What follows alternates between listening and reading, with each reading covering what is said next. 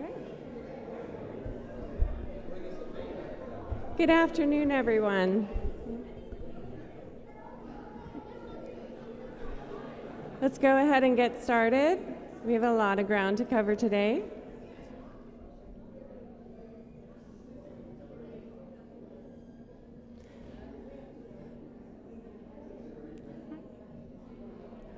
So welcome. Thank you all for taking some time out of your afternoon to attend this in person. This event is being live streamed and it is being recorded, so you will be able to share it with friends who maybe couldn't be here today from the city's website. My name is Anthea Janiotis. I think I know most of you looking out over the crowd. I'm the Development Services Director. And thank you all for coming. We have a great set of panelists here today to talk to us, but before we get started, I did want to take a minute to recognize folks in the audience. We have a couple of directors who are here in addition to my team. I saw Missy Barletto walk in from Public Works. There she is in the back. Lynn Jellen's here, our city attorney. Gina Carter is our Director of Communications. I'm looking around. So we have some staff members who have worked really hard to bring this to you. So I do want to take a minute and really thank Gina Carter's team. Parks has been wonderful. So to Sam Metot, Danielle Pearson, Amy, thank you very much.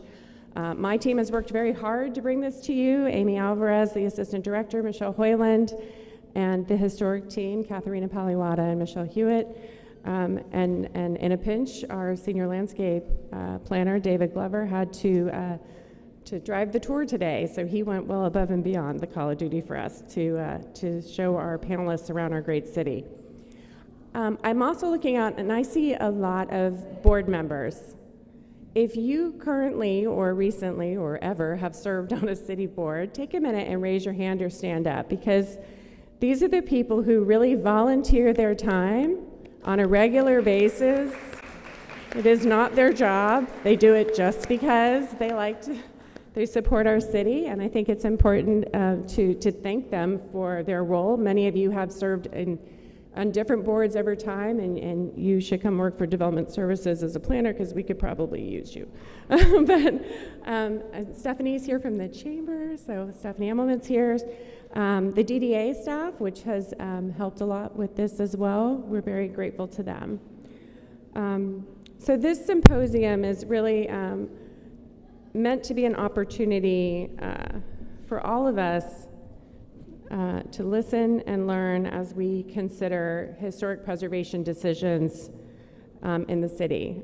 I think it's important, as these types of issues come forward, that we do so from an informed position. So we've put together a group of panelists here that I think are going to provide some wonderful insight from varying different perspectives for you. So the way this is going to work is today we're going to listen to the panelists. We're not doing questions and answers today. We have a full group with a very different perspective that each one of them offers on preservation. And then tomorrow we're going to reconvene here at 10 o'clock. There will be more snacks. Okay. And we're going to go over what we've heard so far, and then it is going to be a discussion. We are going to hear questions, answers. The panelists are going to advise all of us, including my team, on their, I'm sorry, here it is. Okay. And then we'll have closing remarks, and we'll go over next steps, and we'll do that tomorrow. And tomorrow will also be live streamed and recorded. So if you are not able to attend, there's that. There are also a stack of business cards on the front desk as you're coming in. If you can't come tomorrow and you want us to ask a question for you, just grab one of those business cards, send us an email. We'll do our best to include it while the panelists are here, or get it answered for you afterwards. So, our city's history from the time it was established goes back to the mid-1800s. It was built on diversity. We have over 150 years of shared history, and Atlantic Avenue is the original commercial core, and everything that is Delray Beach today grew from this cultural core. And so that's why I think it's important we have these discussions. And they are going to include a wide range of perspectives about designation, benefits, impacts, both to the community and to the property owners. So without any further ado, we're going to start off with Mr. Ruben Acosta. Ruben is the Bureau Chief for the Division of Historic Resources for the Florida Department of State. Ruben is one of our partner agencies. We actually work with him on a host of initiatives.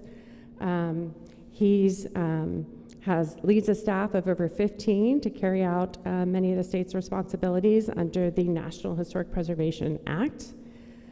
He has experience in survey and register coordinator for the Division of Historic Resources. He's managed the National Register of Historic Places and CLG programs. And so he is going to offer us I think a unique perspective. We're going to start at a high level with the state, and we're going to work our way through. So thank you, and I'm going to turn over the mic to Ruben.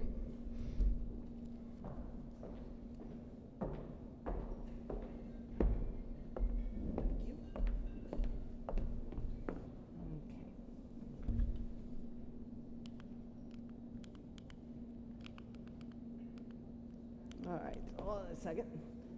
I love it when I go up to do a presentation and technology decides to throw me a curveball, like starting the presentation halfway through. So let's see. Spoilers, more spoilers. Look, there's the end and there's the beginning. Okay. So let me see real quick if I can find. Bing. Bing. Ding, ding. Bing. All right. No, the presentation started. That wasn't the first. All right. Does everybody see a slide on the screen that says Introduction to Historic Districts? Excellent. Yes. Don't worry, I have lots of experience with this. I could tell you a story, but it would eat into my time, and I like to talk a lot, so I'm sorry. So anyways, again, thank you for the introduction. My name is Ruben Acosta. I am the Bureau Chief for Historic Preservation up at the Division of Historical Resources in Tallahassee. And so today, I'm going to briefly cover a bit about historic districts, what they are, where they came from, how is one established, and what does it mean, how is it used? Because historic districts are an important tool, and that's something that I would really want to stress, is that district designation is a tool that is used to recognize what makes a community, right? What makes your place special and different from anywhere else, because every place has its own history, its own patterns of development and stuff, that it may share in the broad details with other places, but when you get down into the specifics, every community is different. And that's what historic districts help to recognize, that because our built environment really is the visible record of the people who have lived here before us and helped develop this place that we have come to make our homes, or the places where we work and live and recreate. And those are important, and this provides us a way of recognizing that and helping manage that so that it doesn't disappear, and you can continue to pass on what makes that community important and special to everyone who will come in after us. So we'll move forward. That's me.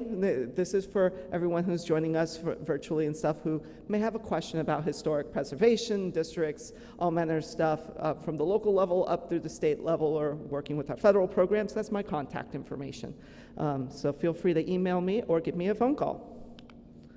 But with that, we're going to dive right in. So again, what are we talking about today? I'm going to kind of give you the 10,000-foot level overview of what are historic districts, how are they essentially created, what does it mean when we start throwing around some of the terminology, all right, things like contributing versus non-contributing, period of significance, areas of significance, integrity. We'll talk a little bit about all of that so that you know what's being discussed when you hear those terms, right, in terms of the district that we're working to, learn about and to help promote today here for your commercial area along Atlantic Avenue. And then I'll talk about how that district designation is used as a planning tool. So, all right, so real quick, what is a historic district? You think, oh, this is a pretty simple question, right? I know what a district is, and I'm pretty certain that if I asked you all what is a historic district, I'd probably get as many different answers as there are people in this room, because various people have different definitions.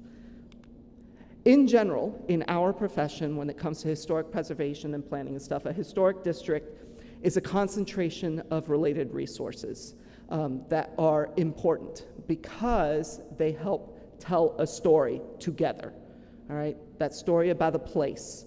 That story can be a story of development, of commerce, of the people that lived and worked there and their significant activities.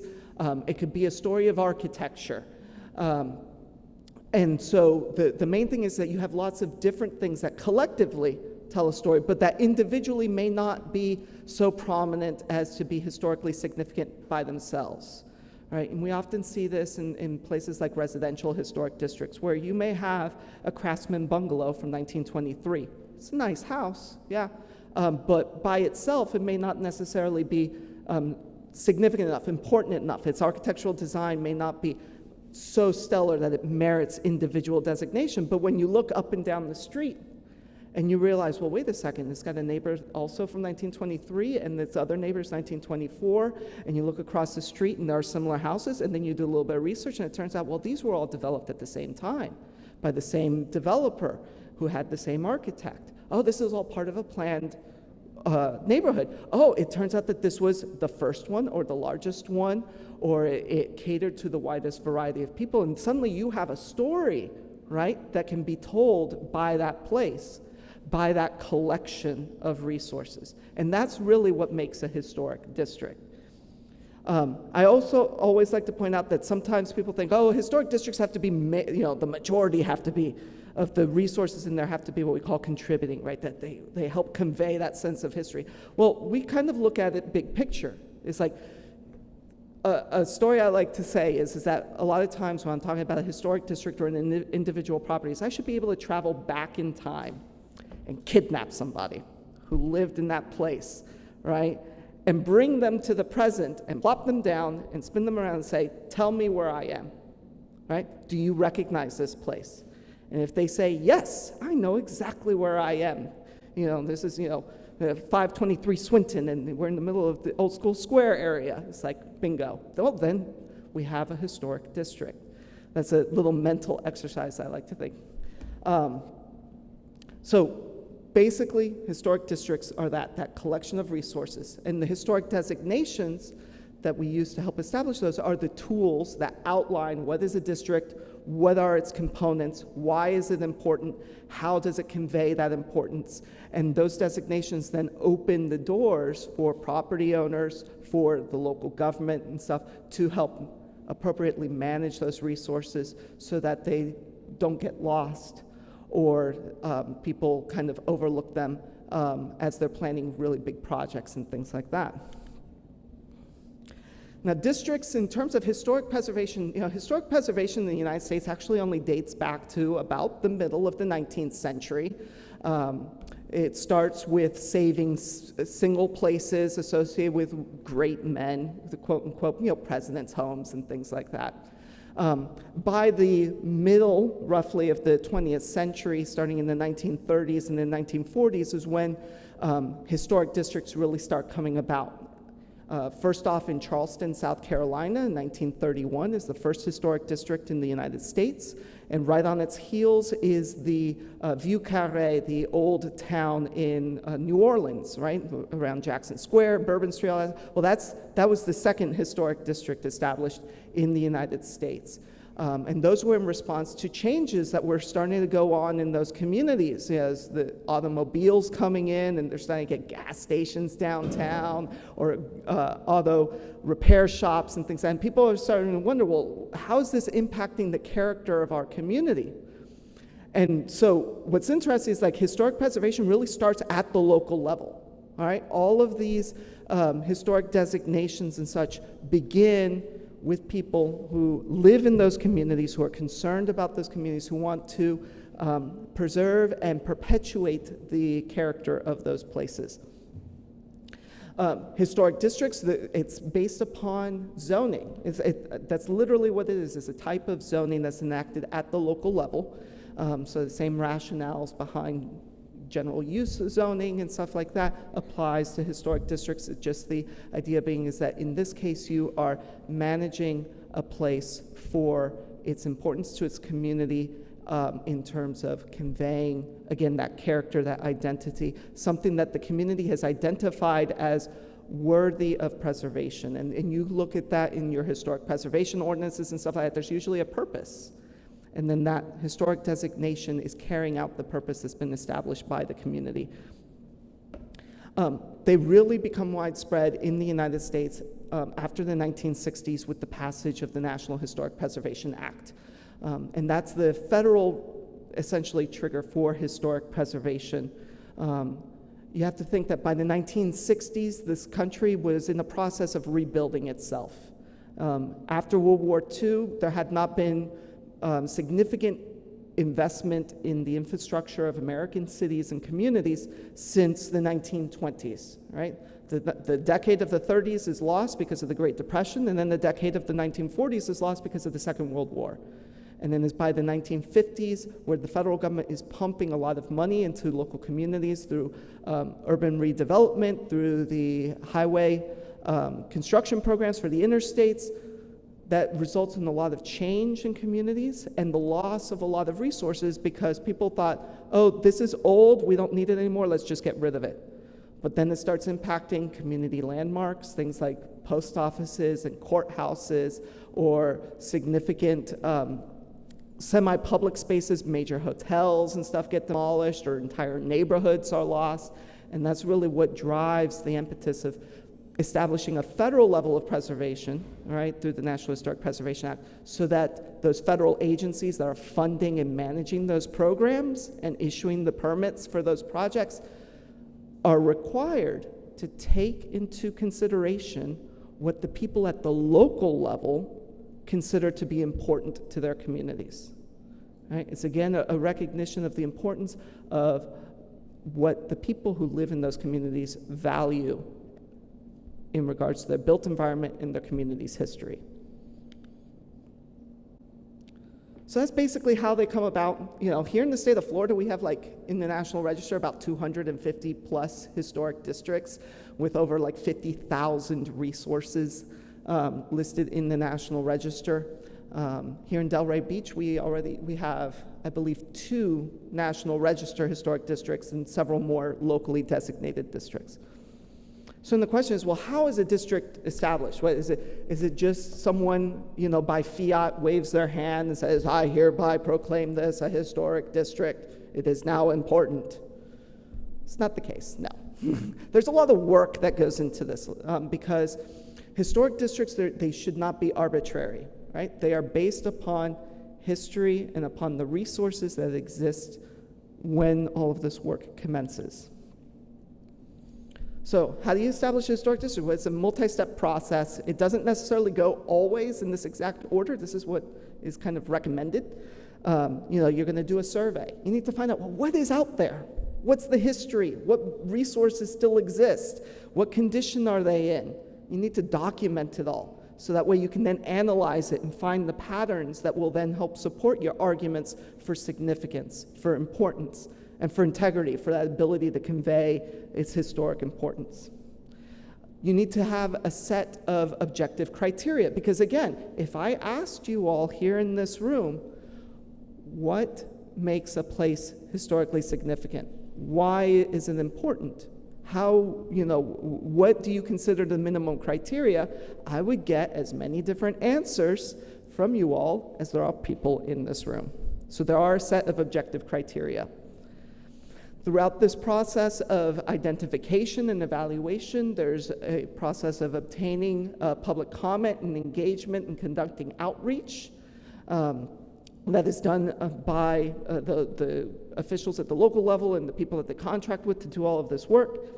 In the end, there's a designation report or an ordinance or a nomination that results from the survey and the survey reports and stuff, and that then is that tool that will then be used to open all of the other doors that are associated with historic preservation. A survey is a process, all right? It's not just one thing.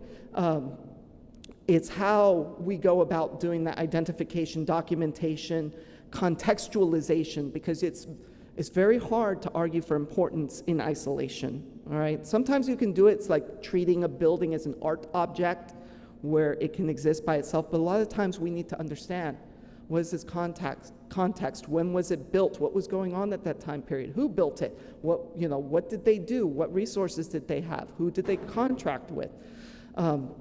These are all questions that are asked as part of the survey process. And these surveys are essentially the basic building blocks for everything that we do within the preservation field, whether it comes to doing historic designations or doing evaluations for tax credit programs or evaluating grant applications or working with federal partners to make sure that they're not negatively impacting resources. A lot of that information comes from these surveys. And so there's actually an excellent survey that's been done of Atlantic Avenue here that is the foundation of this historic designation that's being proposed. It's very well researched and well written. It's got a lot of great information in there, a ton of historic photos and maps that would help you understand the context of the entire strip along Atlantic Avenue. And you use a lot of raw materials like Sanborn fire insurance maps. So this is from the first set back in the mid-1920s, about 1923 or so. Sanborn was a mapping company. They catered to fire insurance companies. Before they would underwrite your property, the fire insurance needed to know, well, not only what is your property and how is it built and what materials and what businesses are you running out of it, but what's going on around you, because I'm going to probably charge you a lot more for your fire insurance if you happen to be located right next to a paint factory compared to an ice cream shop, right? So these are actually amazing tools that we use as part of our historic research process in doing surveys. We also use things like aerial imagery. University of Florida has an excellent collection of aerial imagery online that you can peruse through and see things. This is Delray Beach in the 1940s, centered right here on Atlantic Avenue, and you can just make out where Old School Square is on the left-hand side, about 4 blocks from the edge where we are now. And again, this is helping build the context, building the story, and then this also will provide us with the information that we need to gauge how has this place changed over time, because that's going to be part of the survey and evaluation process. You also use things like historic photos, city directories, which are essentially phone books from before they had phones, ancestry for doing genealogy, historical newspapers. I mean, doing research for a historic resource survey is one of the most fun things you can do, because there's so many amazing stories that are just hidden away in these documents, and you get to find them and tell them. And that's one of the best things about doing any type of historic preservation work, is identifying those local stories and sharing them with people and reminding them about what happened in this place and why it's important. And then there's the actual survey. So this part, when you're out taking photos of the building and filling out a form, this is probably like 10% of the survey work. 90% is all in the research and documentation, and then the evaluation and determining, well, is this historic, and how does it, how do we apply the criteria? Which brings us to the evaluation. Normally, I work with the National Register of Historic Places. That was my day job before I became bureau chief, I bring this up because the National Register is essentially the foundation for local criteria and evaluation. Local designations elaborate upon and build upon the basic requirements of the National Register. And for a property to be considered historic, it essentially has to meet 3 main criteria. It needs to be old, All right, age is a requirement, at least 50 years of age, although there are always exceptions, right? We do have properties that are historically designated in the state of Florida that are not 50 years of age because they are so important. We look at significance. What's its story, right? Why is it important? What type of history does it have? Who is it related to? What events happen there? What's its architecture? That's all part of the significance. And then we look at integrity. Integrity is the ability of a place to convey its historic significance through its physical characteristics. That's when we look at, is a place in its, is a building in its original location, because buildings move, they move a lot. Here in Delray Beach, there are plenty of buildings that have migrated around, like, they're migratory birds or something like that, flying from one spot to another. So buildings move. How has their setting changed? Right? Do you have a commercial building that's now completely surrounded by skyscrapers, or a house that is now in an open area because all the other buildings were torn down? We look at the materials, we look at the design, we look at the workmanship that went into it. And those 5 physical characteristics then inform the intangible things that we look at. Does a place feel historic, right? Going back to that little mental experiment, right, of kidnapping the person from the past. That's where we start evaluating that, and that's based upon the physical characteristics. And then we look at, does it still retain that association, right? That connection with that important story. Through that evaluation process for a historic district, this is how we essentially come up with the classification for resources within a district, whether it's contributing or non-contributing, because a district is composed of both types of resources.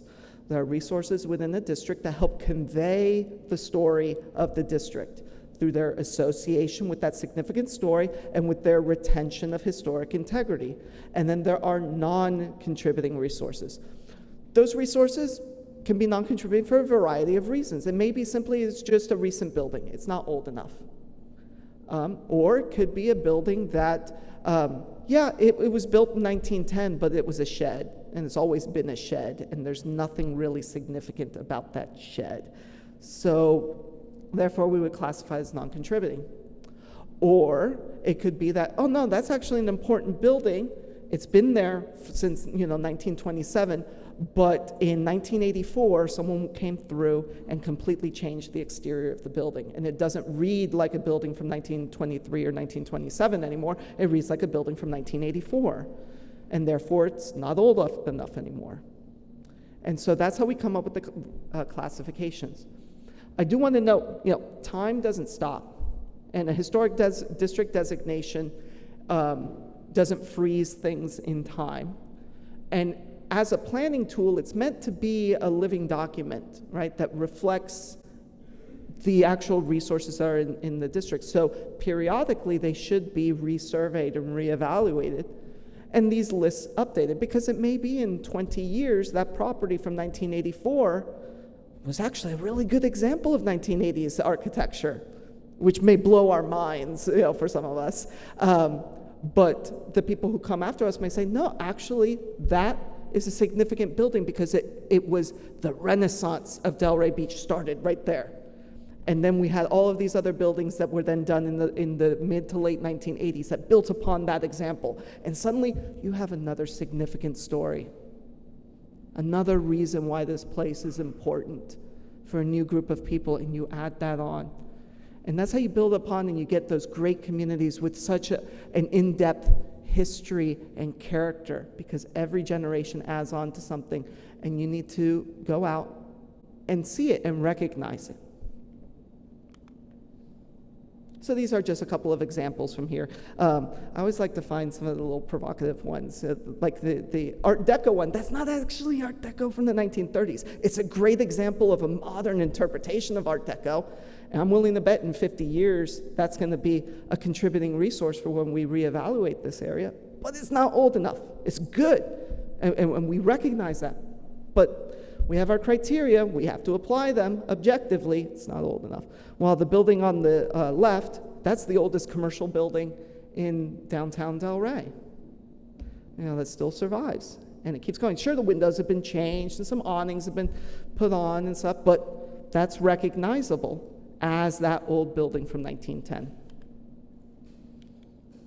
And then eventually the result is something like this. This is straight out of the survey report that was prepared for Atlantic Avenue, and you get a nice historic district with a clearly defined boundary that's justified by the history of the community, by the resources that are contained within the district. It's based upon those evaluations, and this will then form the basis for all of the other activities, right, that rely upon the story being told by this district designation.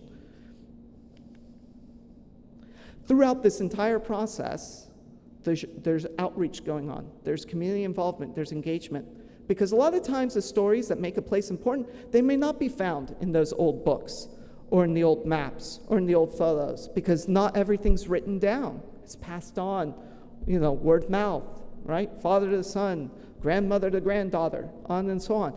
But there may be important things contained within those stories. And the only ways to learn about those is to engage with people, right? Not just provide them with a notice, but invite them to participate, like we're doing here today. We're providing some information, and tomorrow there's going to be the good back and forth. You're going to learn, we're going to learn, and we're all going to work together to make this a much better document and designation than it would be just by, rote research in the library somewhere. So we'll be concluding with, districts, again, they're more than just local history, they are planning tools. They do a number of different things when they're done, as this one is here, at the local level by the local government. Because here in the state of Florida, I like to say that all preservation is local and all the meaningful preservation occurs at the local level. Yes, I may have a great title, all right, and it sounds awesome that, the state of Florida is here, but the programs that I manage, they are indirect, right? They open some doors and allow for some flexibility and stuff, but they don't carry the weight, all right, that a local designation does. And the local designation is important because it's your community. You guys, through your local government, are doing this, and you're recognizing the importance of that, not someone from outside your community. So it lets you know why is a place important and how is it important. It opens eligibility for certain incentive programs. It gives you flexibility as a building owner, if you own one within the district, on what you can or cannot do with the property. While also, yes, I will admit, there'll be some controls over what goes on the exteriors, but that's because that's part of the overall community. And then it also will trigger certain reviews, and I like to say that we are sometimes the watchmen that watch the watchmen, right? We keep an eye on what other government agencies are doing to make sure that you're not negatively impacted by their activities. That's another reason why historic preservation is important and where the origins of this preservation movement came from. So incentive programs, Delray Beach, it's great. You guys have a local ad valorem tax incentive program that's open for historically designated properties. The state of Florida created this program back in the 1990s, and they essentially gave local governments permission to establish these things. And here in Delray Beach, if you have a locally designated property and you do work on it to rehabilitate it, to make it better, you can get a tax exemption on the taxes that you would pay on the increased value associated with that improvement. And it's kind of like a long-term savings. For 10 years, if you added $50,000 of value to your property through improvements, and you apply through this program for your historic property, you're not going to be paying taxes on those $50,000. It's 100%. If you work with your city, you get the local designation, decide, we want to do the National Register listing, like we did for Old School Square, right, or for Marina. That opens up for business owners the federal historic preservation tax incentive program. That's 20% of what you spend on rehabilitating your property, you can get back as a tax credit on your federal income taxes. It's over a period of 5 years. And then we're working with a number of preservation partners to help establish, hopefully, a state tax credit program where we would piggyback on the federal program. Where if you apply for the federal program and you get the federal tax credit, you would get the state tax credit automatically. And that'd be another 20% that you would be saving on as a tax credit on your business taxes or your insurance franchise taxes. And if you're in the main street, we'll toss in another 10% on top of that. So you could get up to 30%. for doing work on a historically designated property. But unfortunately, that's only for National Register listed property. So that's next steps. We're not looking that far ahead yet, but it's something to think about. Historic designation. So one of the cool things, Delray Beach is a certified local government through our office up in Tallahassee. That means that they are an official partner for historic preservation with the state of Florida and the National Park Service, the federal government. And what that means is that our federal partners treat local designations in Delray Beach the equivalent to National Register for certain programs, like FEMA for the National Flood Insurance Program. And they have a system where they provide flexibility for property owners of historic properties when they're dealing with the NFIP requirements. So if you're doing a lot of work on your historic property, and we know that the valuations of historic properties and how much investment they need, that can trigger certain things like what we call the 50% rule, right? Where if you're investing more than 50% of the value of the building, suddenly you need to modify the building and have it flood adapted as if it was a brand new structure. That could be a burden, right? If you live in a flood zone or if you own a business in a flood zone. If it's historically designated, they can exempt you from that requirement. Now that doesn't mean that you don't flood, adapt your building, but what it does mean is that it grants you greater flexibility in what you can do and how much you need to spend and what standards are applied to your historic property compared to if you were building brand new on an empty lot that was subject to the same set of rules. Florida Building Code also has exemptions for historic properties. They have ways for code officials to apply alternate methods of evaluating whether a property meets building codes. And your building code officials, there's an entire chapter on existing buildings and historic buildings that they can go to that applies only to historically designated properties. That can give you the flexibility to do the work and the improvements that you need to do on your property and meet the codes while at the same time respecting the historic character of your resource. Lastly, historically designated properties for these programs are eligible for seeing if they can have some ADA requirements, either granting some variances or exemptions, because we know, our historic buildings were designed and built well before the Americans with Disabilities Act. And sometimes it's not possible to put in the elevator that the law requires because there's literally not enough space in your building, right? Or putting in a ramp, but the run would be so long that it's not feasible.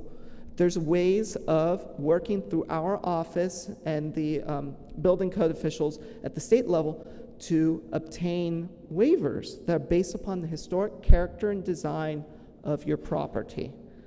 But that is only available to those properties that are historically designated or located within historic districts. We also have various guidance for, dealing with disasters and stuff. And this is, we are updating this documentation. We've got a new set of guides that hopefully will be coming out within the next couple of months. They'll provide with the latest information on how to, protect your property before, during, and after a disaster. And this is very important. We've been incredibly busy with the Hurricane Ian recovery, with the Hurricane Idalia up in the Big Bend. We still have projects that are open for historic properties that are associated with Hurricanes Irma and Michael that we've been working with property owners, that they got grants and other types of assistance. And this is really important because you never know when that next storm comes out. I don't know if you've been reading on the news, but what happened with Hurricane Otis down in Mexico, where within 24 hours, they went from a tropical storm to a Category 5 hurricane. So looking at this, planning for this, and recognizing the unique needs of historic properties, we have resources that are available to those that are historically designated to help make them resilient so that you can continue to live and work with them. National Park Service has guidelines for flood adaptation that are specifically tailored to historic resources. We also do project reviews. Again, this is triggered through that local designation, and we're treating it like a National Register listing for these cases, where we will work with federal agencies to make sure that they're not, let's say Army Corps of Engineers is going to do work on the Intercoastal, and that could impact Atlantic Avenue, well, we would review over that work and we'd be like, hey, Atlantic Avenue is a historical resource. You need to take that into account in your planning. Or if FDOT decides to use some federal highway money and they're going to expand Atlantic Avenue, so we need to add in an extra lane.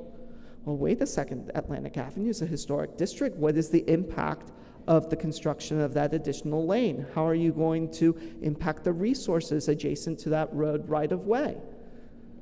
So historic designation enables those triggers, right? So that the people who are planning and managing and funding those projects pause, take a look at these resources, see what is their impact, and they try to avoid negative impacts and work with the local government and the residents to make sure that the project is successful, but at the same time does not destroy those things that make a community unique and what the local people, the residents, value.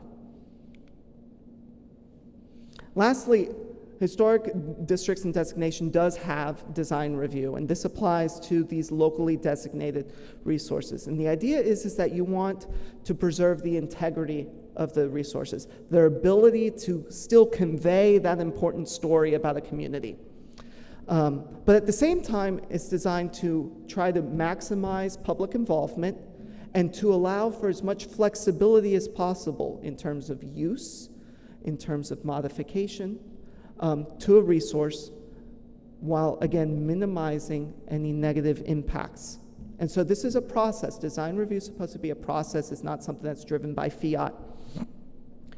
It's based upon the sets of design guidelines that are again tailored to a community and to a resource to identify what makes a place important, how is that importance conveyed, and how do we help protect that, while also working with the property owner and saying, hey, this is what you can do.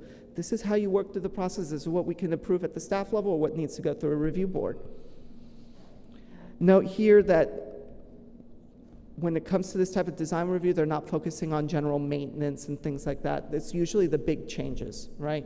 Where you're going to be changing the design of a facade, or you're going to be building an addition, or you're going to be building on a vacant space in a historic district.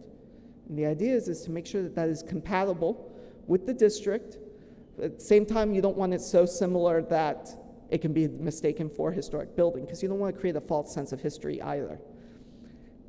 It's a set of guidelines and guardrails that are designed to help facilitate creativity and engagement and discussion, so that those important elements are preserved and retained, while at the same time people can still use their buildings as much as they can. A lot of times the design guidelines are based upon the Secretary of the Interior standards for rehabilitation, which are contained in this document. And this is what we use for the tax credit program. Anytime we are essentially funding an activity through public money, we're applying these standards. And here in Delray Beach, you guys are lucky enough that you have a tailor-made set of guidelines for your community that reflects your unique built structures and common changes that they then go through and apply, and these are available to you all on their website. So overall, that's historic districts in a nutshell. I mean, real quick, I could spend an hour on any one of these individual topics. So if you don't want the remainder of an evening, you can see me afterwards and we can talk. And certainly we'll do the Q&A tomorrow morning. But overall, the goal of a historic district is to manage change, preserve character, provide that recognition, right? To highlight what makes your community important, to show how that importance is conveyed through your built environment. It provides for processes in management that involve and engage people, and it helps open doors for people and grant them the flexibility to use their historic buildings as much as they can while preserving them.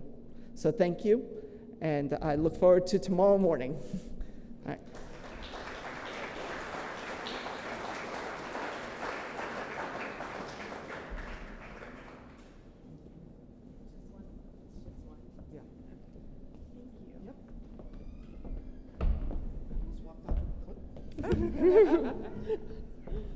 Okay. Our next speaker is Donovan Rypkema.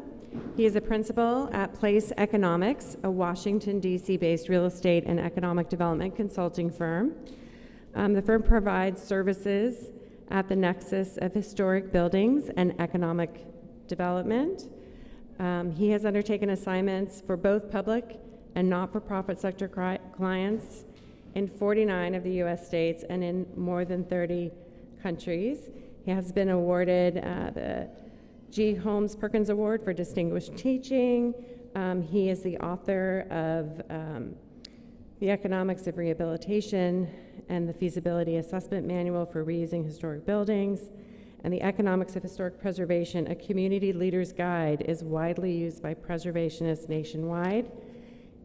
He is also a recipient of the Louis DuPont Crown Shield Award from the National Trust for Historic Preservation, which is the nation's highest preservation honor and award, and it's for a lifetime contribution to historic preservation in the U.S. So I'm very pleased to introduce you to Mr. Rypkema. I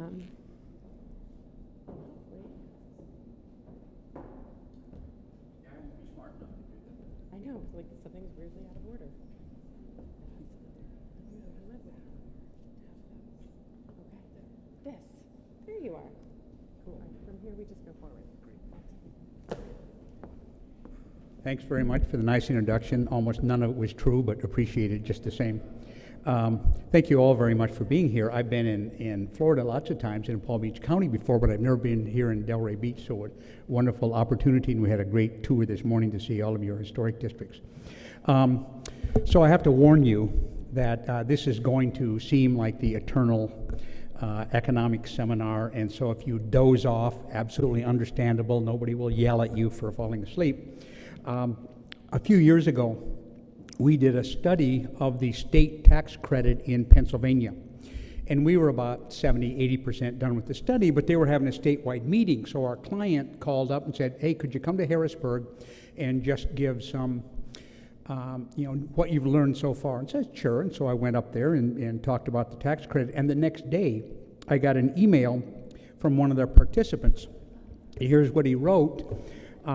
I enjoyed your short presentation at Preservation PA the other afternoon. It was as interesting as the topic would allow. So that's my threshold for myself. Then I put that on our Facebook page. I thought that was kind of good, and then somebody else from Pennsylvania said, well, here maybe how you can soup up those reports of yours. I have a great young colleague who does all our design work. She hasn't let me do it yet, but at least it's an opportunity. So much of what you're going to hear from me is the result of studies we've done over the last few years at both the city and some in the state, and mostly at the city level. Big places, New York and Los Angeles and Phoenix and San Antonio, and mid-sized cities, Indianapolis and Raleigh, Miami-Dade County, and then smaller towns and cities as well, and we've just learned things from that. So here's what you're going to have to suffer through for the next, I was assigned 8 hours and 45 minutes, so that's how long I'll be taking the thing. So what I really want to do is talk about some of the myths of historic preservation. And one of those is that commercial districts are too expensive for small and startup businesses.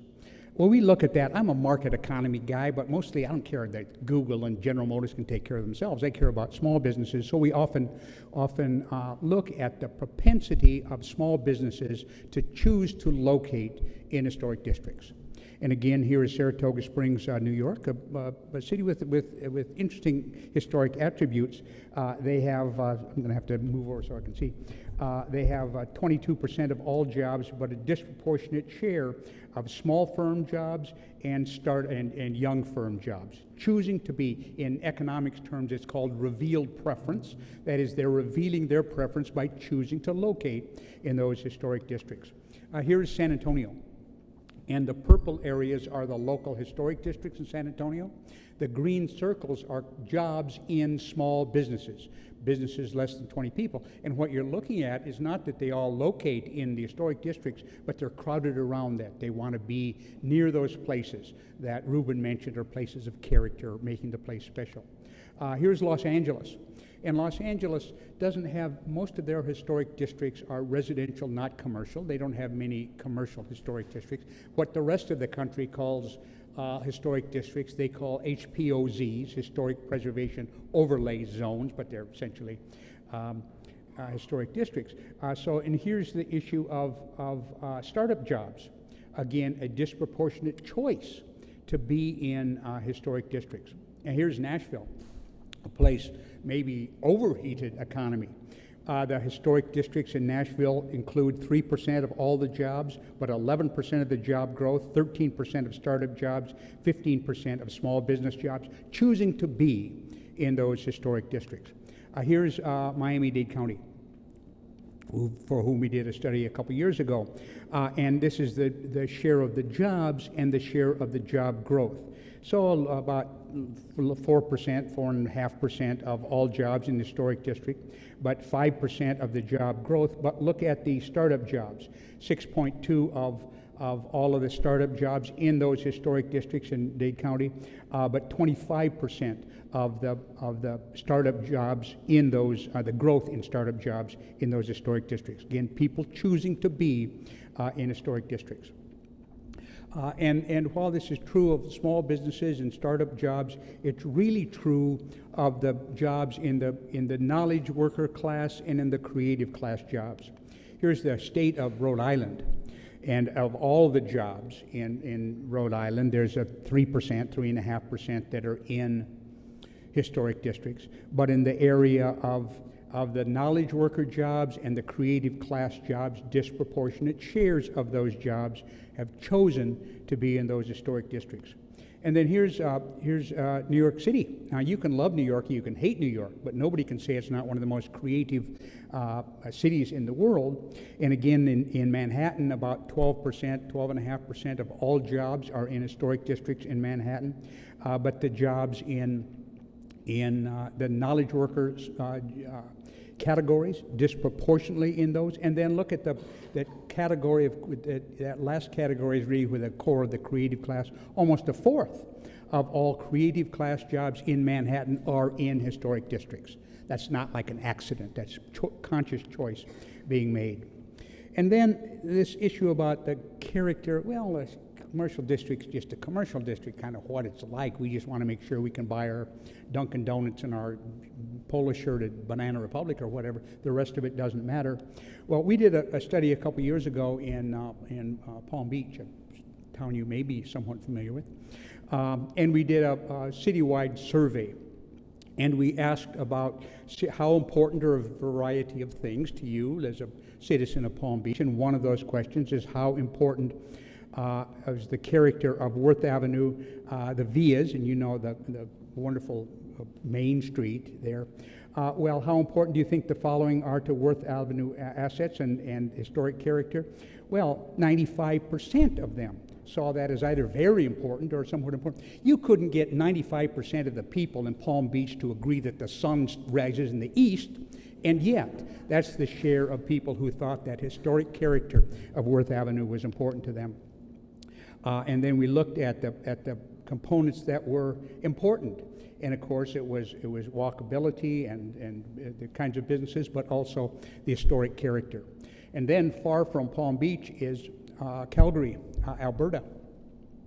They have 4 commercial districts in Calgary that have a concentration of heritage buildings. And we were a part of an assignment to look at the triple bottom line values of those heritage districts. But again, as part of that effort, we did a citywide survey.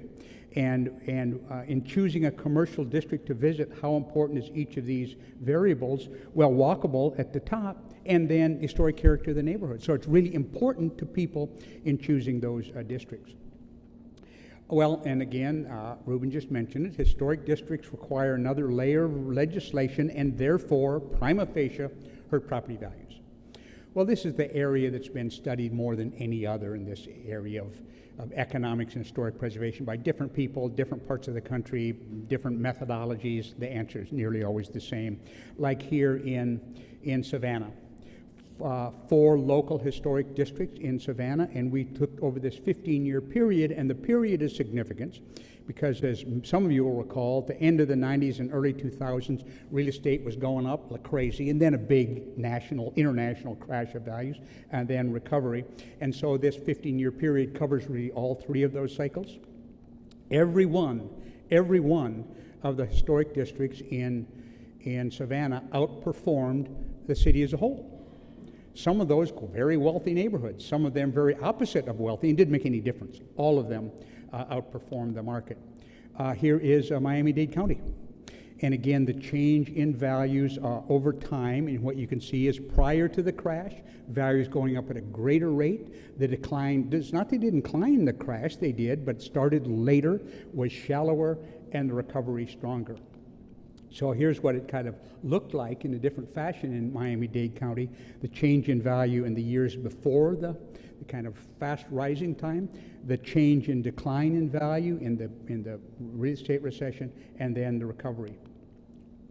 But those are mostly residential. So it's fair to say, well, what about commercial? So here's what we looked at in Nashville. Again, a place with rapidly increasing both residential and commercial properties. But who did the best over this 12-year period? Well, it was the commercial properties in the historic districts as opposed to the rest of the commercial areas in Nashville. Here is, oh, this is my computer telling me you're half done. Shut up pretty soon, so I know that. Here was Calgary again, that the marketplace rewarded the properties. The marketplace paid about an 11% premium for historic buildings as compared to non-historic buildings in those areas. And then in New York City, we've done a couple of citywide studies, and the real estate industry, and that's where I come from. My background is in real estate development and appraising. But the real estate industry in New York is kind of, we don't like those stupid historic districts, and so every couple of years they come up with a new argument against historic districts, and this was in the post-COVID recovery time, and they say, those historic districts are killing us. That's where the high vacancies are, and property values are sliding, and blah, blah, it's killing us there. Well, so we spent a whole bunch of money buying the CoStar data. CoStar is kind of the industry standard for solid data in real estate. And we looked at the city of New York, and we divided it up in the CoStar neighborhoods that we called high-density preservation areas, and that had 20% or more of the land area that was in the historic district, and then intermediate ones, 5 to 20, and then low-density preservation where they had some but not a lot. And so we looked at a whole variety of measures. So we looked at the office vacancy rate. Really no statistically measurable difference in the historic areas versus the non. And then we looked at the market rate of rents. In fact, they were all higher in the historic district concentrations than in the rest of the city. And we looked at the value of office space, higher in the historic districts. Now, then we looked at the retail vacancy rate. And you say, well, in that high intensity area, well, there's maybe a problem because it has a vacancy rate higher a little than the rest of the city, except there's the reason. The rent was almost 3 times as much in the rest. So yeah, my vacancy's up a point or two, but in fact I'm getting a lot more rents. So this issue about somehow historic districting, historic designation, hurting those values, either commercial or residential, is demonstrably untrue. Then this issue about environment. And for a long time, I love environmentalists, but for a long time, this myth was perpetrated by the environmentalists, saying, well, those old buildings are big energy hogs and we got to get rid of them, and they're, air going through them, we have to replace them with green gizmo buildings. Well, so we've looked at this issue a number of times, and in LA, a quarter of everything that gets dumped in the landfill in Los Angeles is from construction debris, throwing stuff away. Tearing down even a modest-sized house, a 2,000 square foot house, means almost 300 cubic yards of junk going in the landfill, 84 tons of stuff when you tear down and throw away a modest house. When Bloomberg was mayor of New York, he wanted to put New York on the path to be the most energy efficient city in the world.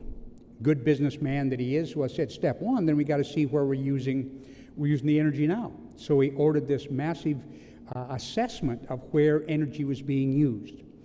And it didn't have anything to do with preservation. He just wanted to know where energy was being used. So I had this energy audits of residential, multifamily, and commercial building. Contrary to what environmentalists have been telling us for years, in fact, the older the building, the less energy used per square foot.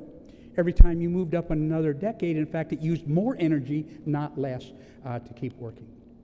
And then this idea that, well, yeah, there's historic district. The trouble is that once you have an historic district, it just freezes places. Things can't change after that. Well, we did a study in Savannah.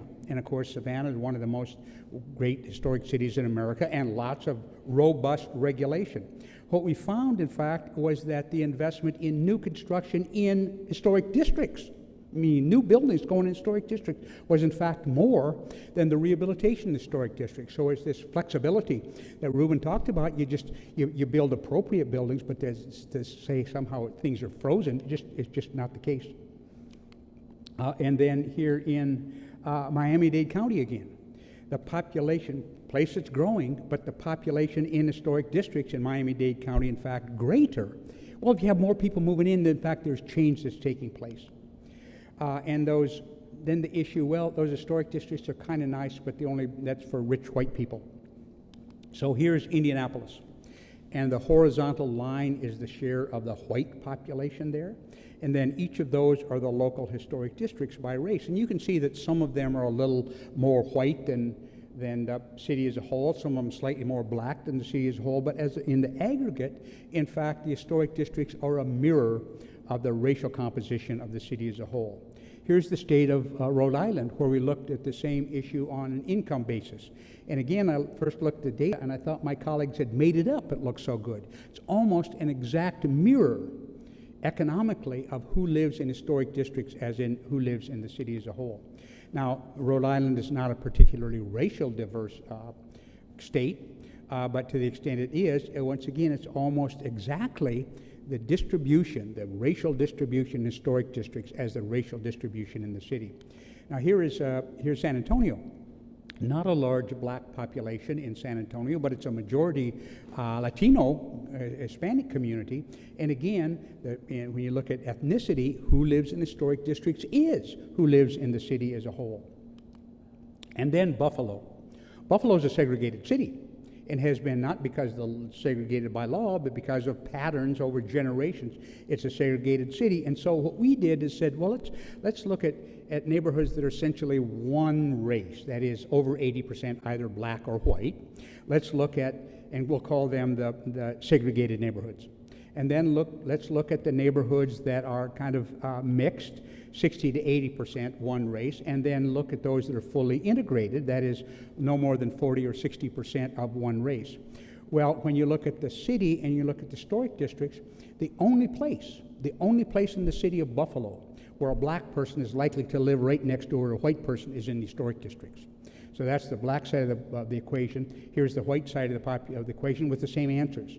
The place where, in fact, there's real racial integration in Buffalo, New York, is in historic districts. Here again is Los Angeles. And we compared the makeup in the historic district with the makeup of the city as a whole. Other in their category, and that's Pacific Islanders, Native Americans, whatever, Asians, African Americans, all are more likely to live in historic districts than in the city as a whole. They're one of the most diverse cities in the country. They're kind of underrepresented in LA historic districts as white population. But part of that is that they've done a very good job of looking for a wide variety of historic neighborhoods. So they're seeing that everybody's history is reflected in those historic neighborhoods. The other one of the myths is that historic districts are the cause of the affordable housing crisis and of gentrification. Well, a city that's suffering from both housing crisis cost things significantly is Boulder, Colorado, but only 3% of the residential area is in the historic districts. So you can't be blaming 3% of the land area for the concentration of historic districts. It's whether you look at the whole city or just residentially zoned, what's under the purview of the Preservation Commission is a very small portion. Here is Portland, Maine, with the same kind of answer. About overall, the city is maybe 14% of it in the historic districts. So the big affordable housing problem in Portland, but to try to pin it on that 14% of the land is just kind of patently absurd. Here is the housing cost burden. So in housing economics, people who spend more than 30% of the income on housing are called housing cost burdened. Now, Miami is housing cost burdened among both renters and owners, but in fact slightly less housing cost burdened for those who live in historic districts. Here's a kind of city at the other end of the economic spectrum. Cumberland, Maryland, a really tough economy, small town economy, but in fact a greater share of affordable housing is found in the historic districts than other places. Here is the distribution of rents in Portland, Maine. They do a good job of requiring everybody to register their rent and their rental units and how much paid. Well, contrary to what the city staff thought, that the conventional wisdom was, oh, those historic districts, that's where the rents are so high. In fact, it wasn't true. That's where the more affordable rent was. Here is again in LA, the people a few years ago, 8 or 10 years ago, who were kind of housing economists said, yeah, it's not just the cost of the rent or the mortgage payment. There's another equation in that, and that's transportation costs. Because it doesn't matter if you're living in a cheap place if you have to drive 50 miles every day to get to work. So they came up with this new measure, H plus T, that is housing plus transportation. And again, not a good news in LA, but less bad news in historic districts and elsewhere. And then this issue about affordable housing is tied into the issue about gentrification. Well, when we did the LA study, just out was a study done by people way smarter than we were at UCLA and USC. And they looked at the 15-year pattern of where in Los Angeles did gentrification take place over that area, and those are the orange areas. Well, we took their map and overlaid it with the local historic districts. Almost no correlation. Maybe 15% of the historic districts are in those gentrifying areas, maybe 10% of the gentrifying areas are in historic districts. Doesn't say gentrification not taking place, but to say it's the historic districts that are causing that just ain't true. And then the issue that, well, the historic buildings, yeah, they're just buildings, so there's no value to those buildings other than their value as pieces of real estate. Well, a couple years ago, we had the opportunity to work on a great assignment in St. Augustine, on part of their resiliency effort with an engineering firm and a community outreach person. And we had two jobs there. One was to look at the value of the real estate and the change in value of the historic real estate over time. And again, here's 7% of the 8% of the land area, quarter of the population, St. Augustine lives in historic districts. And what you can see in the pattern is their real estate value goes up, but in the historic districts goes up greater. And so that was part of our assignment. That's fine. And the value, the economic value, those historic buildings as real estate were nickels and dimes over $1 billion. So keep that number in mind. Then they have great, fabulous tourism data. And there's a kind of geeky process in tourism analysis that's called the travel cost method. So think of yourself going to Miami for the weekend. You go into a baseball game. So what is the cost of that? The value of that baseball game to you is more than the cost of that ticket. It's the time you spent getting there, the gas you spent driving down, the hotel you spent, the meals you spent. You spent all that money to go to the baseball game.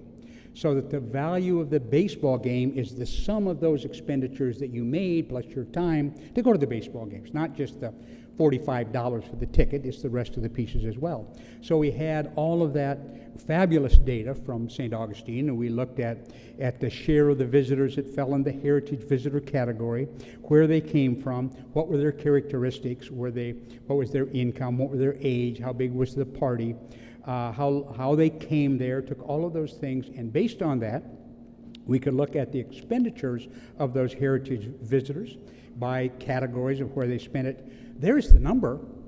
There's the value of those heritage buildings, almost $3 billion, not the $1 billion that the heritage buildings are as real estate, but the value of those resources, in fact, $3 billion when you look at the other elements.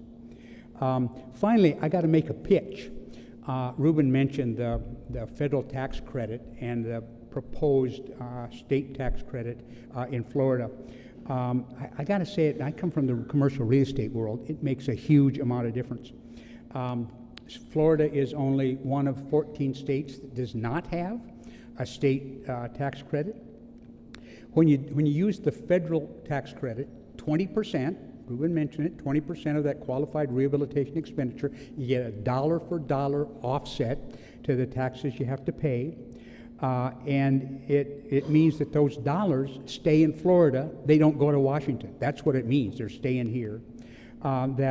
And if you read the stories about the $50 million hotel projects, that's right, but almost half, 44% of the tax credit projects last year were less than $1 million. 17% of them were less than $50,000. Now, my caution is never, ever, ever, ever, ever do a tax credit project without using an architect and a general contractor who've done it before. When you hear the horror stories about things gone wild, it's because the architect, the general contractor, or both had never done them before. Those that know how to do it can do it cost effectively, and it makes a difference, but they can be done at every scale. David Listigan, who along with Tim, who you'll hear later, has done 2 studies in Florida over the years on the impacts of historic preservation, and he keeps track of the federal historic tax credit, and has calculated that for every dollar the federal government puts out in tax credits, ultimately they get $1.15 back to the federal treasury. So how many federal programs pay the federal government more than they cost? The answer is damn few, but the historic tax credit is one of them. And again, it's one of only 13 states that don't have one, so it's time to have one here. And then the effectives, we've looked at a number of states that have effective tax credit programs. It will increase the use of the federal tax credit 40 to 60% if you have a good state tax credit. So it's an economics lecture, so I want to conclude with a quotation from one of the great American economists, John Kenneth Galbraith, and here's what he wrote. The preservation movement has one great curiosity. There is never retrospective controversy or regret. Preservationists are the only people in the world who are invariably confirmed in their wisdom after the fact. That's what you're doing here. Thank you all very much.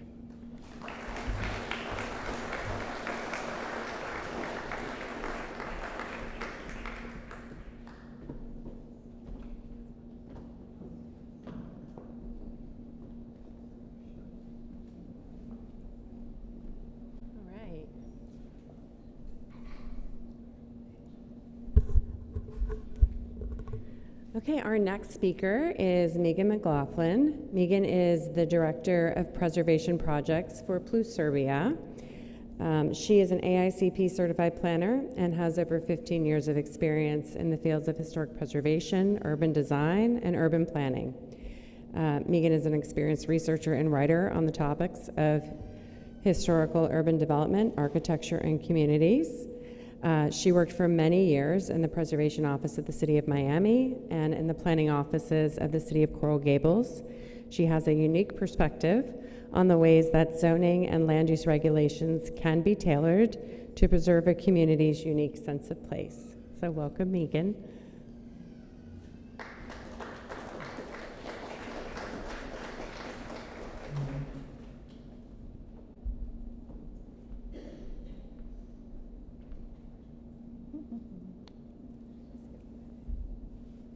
Good afternoon, everyone. Thank you for having me here today, and thank you for attending. It's an honor to be in Delray Beach. I really respect this city a lot as a planner and preservationist. This is really one of the great success stories. You have wonderful professionals working here, and you've had really great planning and preservation programs in place for decades, and you're really seeing the fruits of those labors today. So I would say the discussion we're having right now about whether or not Atlantic Avenue would become a historic district is a very mature conversation, and it's a good discussion to be having. What is the future going to be for this particular street, this heart of Delray? and what is the best way to handle it. And it's just an honor to be part of that conversation. So I'm going to just basically walk you around the state of Florida today. We're going to visit 3 cities that have adopted historic districts as a planning tool. And while we look at these 3 cities, I want you to be thinking about kind of a 3-step process, which is basically each of these places has looked internally and basically has come to know itself, like, really do a retrospective. And I think your town has already done that through the historic survey process and kind of thought about what is Atlantic Avenue to us. The next step would be to embrace those elements that make you unique, and each of these cities has done that. And the conclusion is to basically use that as your competitive advantage moving forward. There's a lot of cities and towns in the state of Florida. We're all growing, but what is it that sets us apart and really takes us to the next level? So I'm from Miami. I've been there for 20 years. I've been working there most of my professional life. And I'm really excited to share with you the MIMO Historic District. How many people have been to this particular part of Miami? Okay, who are familiar with it. So the MIMO Historic District, you can see on the upper side of the map, is the Biscayne Boulevard corridor. It's considered to be the Upper East Side of Miami. And it's really known for its 1950s motels. It's very playful. It's a very interesting place. And by the 1980s, maybe 70s and 80s, it became more well known for prostitution, cocaine, and you can see below it was considered the city's most publicly sinful strip. So it had seen better days by the 90s. And you can see that all of those colorful signs, all of that playful architecture was kind of being lost over time. I think a lot of the owners weren't seeing the value and the advantage of that architecture by the 90s. But a really exciting thing happened in 2006. So, there was a great success story in South Beach. I think we're all familiar with it, the South Beach historic districts and what an incredible change that it made for revitalizing South Beach, but also really fueling a historic tourism district that is still very popular today. A lot of those kind of preservation cheerleaders got behind the MIMO district, as well as many of the residents living around Biscayne Boulevard, and really pushed for change to happen in MIMO. And this is a very long list of things. We don't have to go through all of them, but I'm going to basically talk about them illustrated on a case-by-case basis on different buildings. And Donovan talked to you about economics. I'm going to talk to you about permitting. So we're going to have a lot of fun.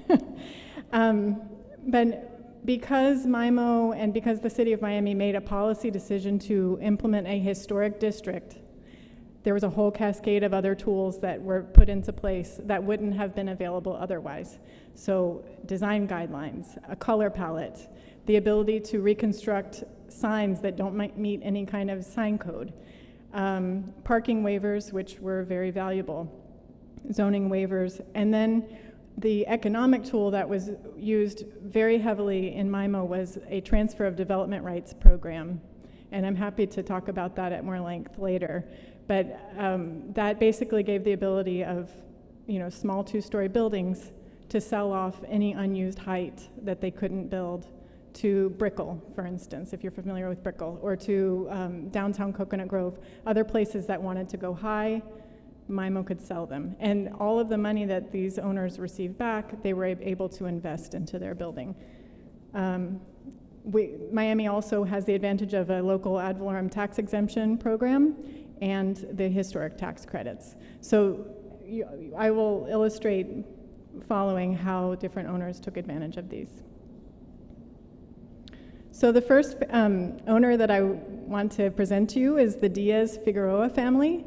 These were kind of the early embracers. So their family actually owned the New Yorker Motel for over 40 years. They lived there. They were raising their daughters there. And this is what their motel looked like when the historic district was designated. So they had really kind of lost their way also in terms of the character of their hotel. They were just running their business and doing what they needed to do to get by. And they were the first building on Biscayne Boulevard that said, we want to restore, we want to use these design guidelines, and we want the color palette, we want to put the sign back. So they began doing all those things. They were able to use the TDR program, they used the ad valorem tax exemption program, and also put back these the New Yorker sign based on old photographs. The work that they did attracted the attention of the Travel Channel, and they actually were featured on the Travel Channel in about 2015. And that brought them more attention. And just over time, they continue to own the building today, and they've really leveraged it into an incredible success story.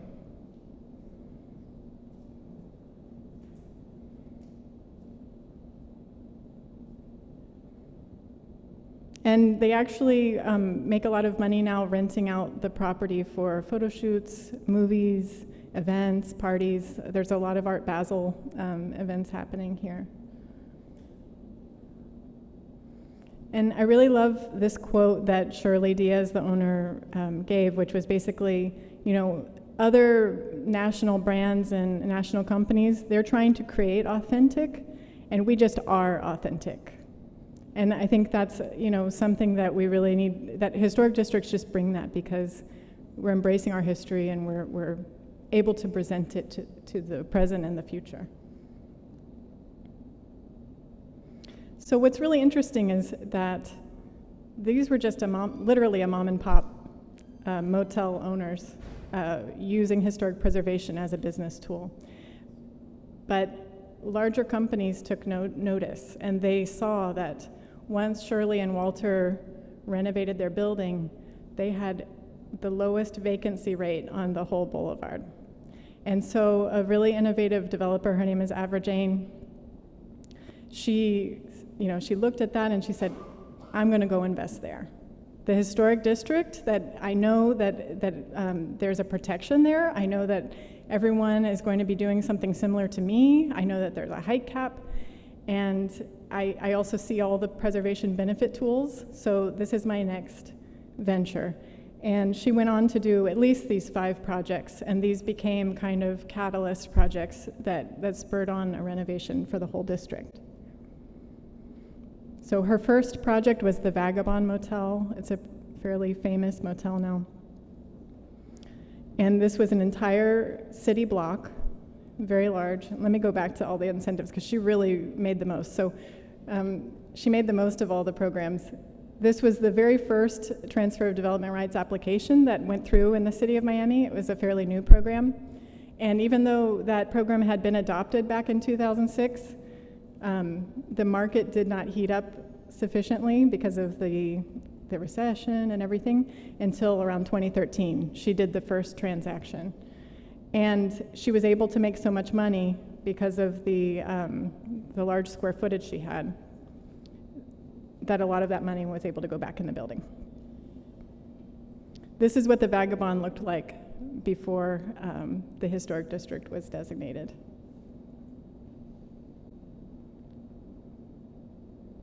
You can see the bones, but truly, you know, they were not being appreciated at that time. And then this is what it looked like after the renovation. This is just another, quote about the change in the character of the area.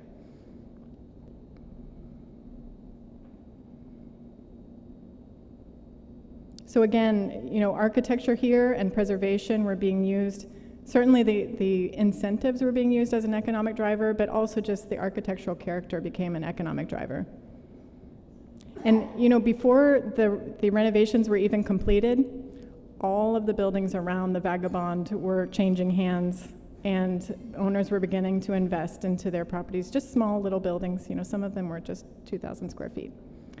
I took this screenshot actually just this week to look at what are the current sales going on around the Vagabond. So the Vagabond is circled in white there. And the top building is just kind of a cluster of low-rise apartment buildings. It has tripled in price in the last 10 years. The building below has gone up over 4 times in price. That's a little 2,000 square foot office building. And then the last building has doubled in price in the last 10 years. So there's really all of the buildings, if we were to look at and analyze their sales price, they've gone up incredibly, and the Vagabond could be considered kind of one of those drivers for that increase. The next project that the Vagabond group went on to work on is the Wotel South Pacific, and that was another large motel nearby. In this case, again, TDRs were used, ad valorem tax credits, or ad valorem tax exemption, the tax credit program. And here the motel was renovated into like co-working small office suites. So for that, they just turned the M upside down and turned it into a Wotel. Her next project was the Stevens Motel. And this is an interesting story because this brings up that question of contributing versus non-contributing. How are the calculations done? And also, you know, as a historic board, what is within your purview and how far can you take some of these changes? So the Stevens Motel, it was actually on an unsafe structures order. It was falling apart. The roof was caving in. It had been abandoned. And the city was threatening to demolish it. And the Vagabond group purchased it and requested to demolish the U. So you saw before, it's a U-shaped, like courtyard motel. They requested to demolish the U and just keep the 2 wing buildings that were closer to the boulevard and replace it with a Starbucks and put the drive-through behind. And we really hemmed and hawed. I mean, you know, those of you who have interacted with the city or gone through the certificate of appropriateness process, you know that, you know, it is a community discussion, right? I mean, and that's part of kind of the beauty of historic preservation. It allows everyone to kind of decide what's the best path forward. And our board approved this change, and actually our board voted to keep this as a contributing structure. So this is a before photo, and then this is the after. And a photo of the interior. And another one and this will be the last of her projects that I present, but this is the Noxon Wotel, again, another co-working space. And this was kind of a nondescript hotel as well. It was completely gutted, and now it's been restored to its original name, the Noxon. And for whatever reason, it's the site of a lot of photo shoots. More photo shoots. And her projects have become kind of a great backdrop, if you will. And, you know, those are just the major players, but what's really exciting about this is it was a cascade effect. So these are just a series of smaller property owners that also saw the vision, saw what was happening around them, and decided to do something. This was an older kind of Art Deco building that removed its false 1970s facade. And they also got their ad valorem tax exemption and their TDRs and used the design guidelines and the color palette to bring the building back. This is an interesting story. So this was also a mom and pop hotel or motel owners. And they decided they wanted to expand their motel, but they also wanted to expand their own family living space. And so they requested to put a 2-story addition on top. And they also did the TDRs, and they also did the ad valorem tax exemption. So actually that 2-story addition was tax exempt because the historic board did approve it. And so that's the before of the 1-story motel, and that's the after. And the final examples I'm going to show you are new construction that came on in Biscayne Boulevard. So what's kind of unique about the MIMO Historic District is that in this case, much of Biscayne Boulevard was zoned for 8-story buildings. And when the historic district was put into place, the city made this kind of brave move to reduce the height to 35 feet and 3 stories. So from 8 stories to 3 stories. And in order to kind of compensate owners, they allowed even the owners of vacant lots to be eligible for the transfer of development rights program. But you have to build a building in order to be eligible. And so there was a lot of vacant lots that probably wouldn't have been developed for a very long time. And suddenly we had this rush of building permits to just build, whatever needed to be built in order to qualify for that transfer of development rights and sell off and make some money. So these were actually money-making projects. This was the first one, Millabella, and it was subject to the historic board review. It went through a few rounds of review, and they were encouraged to do a swooping roof and do some pilasters and things, and that has actually been a pretty successful building for the district. So it's a design showroom now for furniture. This was another showroom that was built. And then this is an example of a non-contributing building. It was kind of a nondescript, I think it was plumbing supplies or something on the upper part of the corridor. And as a result of the TDR program, they reinvested. They actually are now considered contributing, which is a little strange, but they also got their TDRs.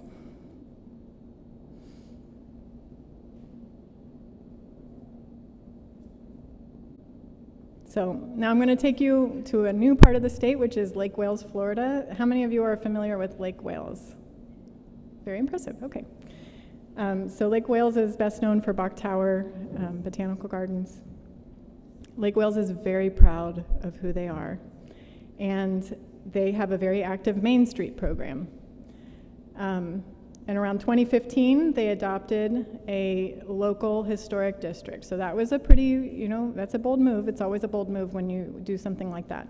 And they got their historic preservation ordinance, and they began building up their historic preservation board. 2 years ago, they completed a survey, just like you did, and they did a downtown historic survey. Our firm worked on that for them.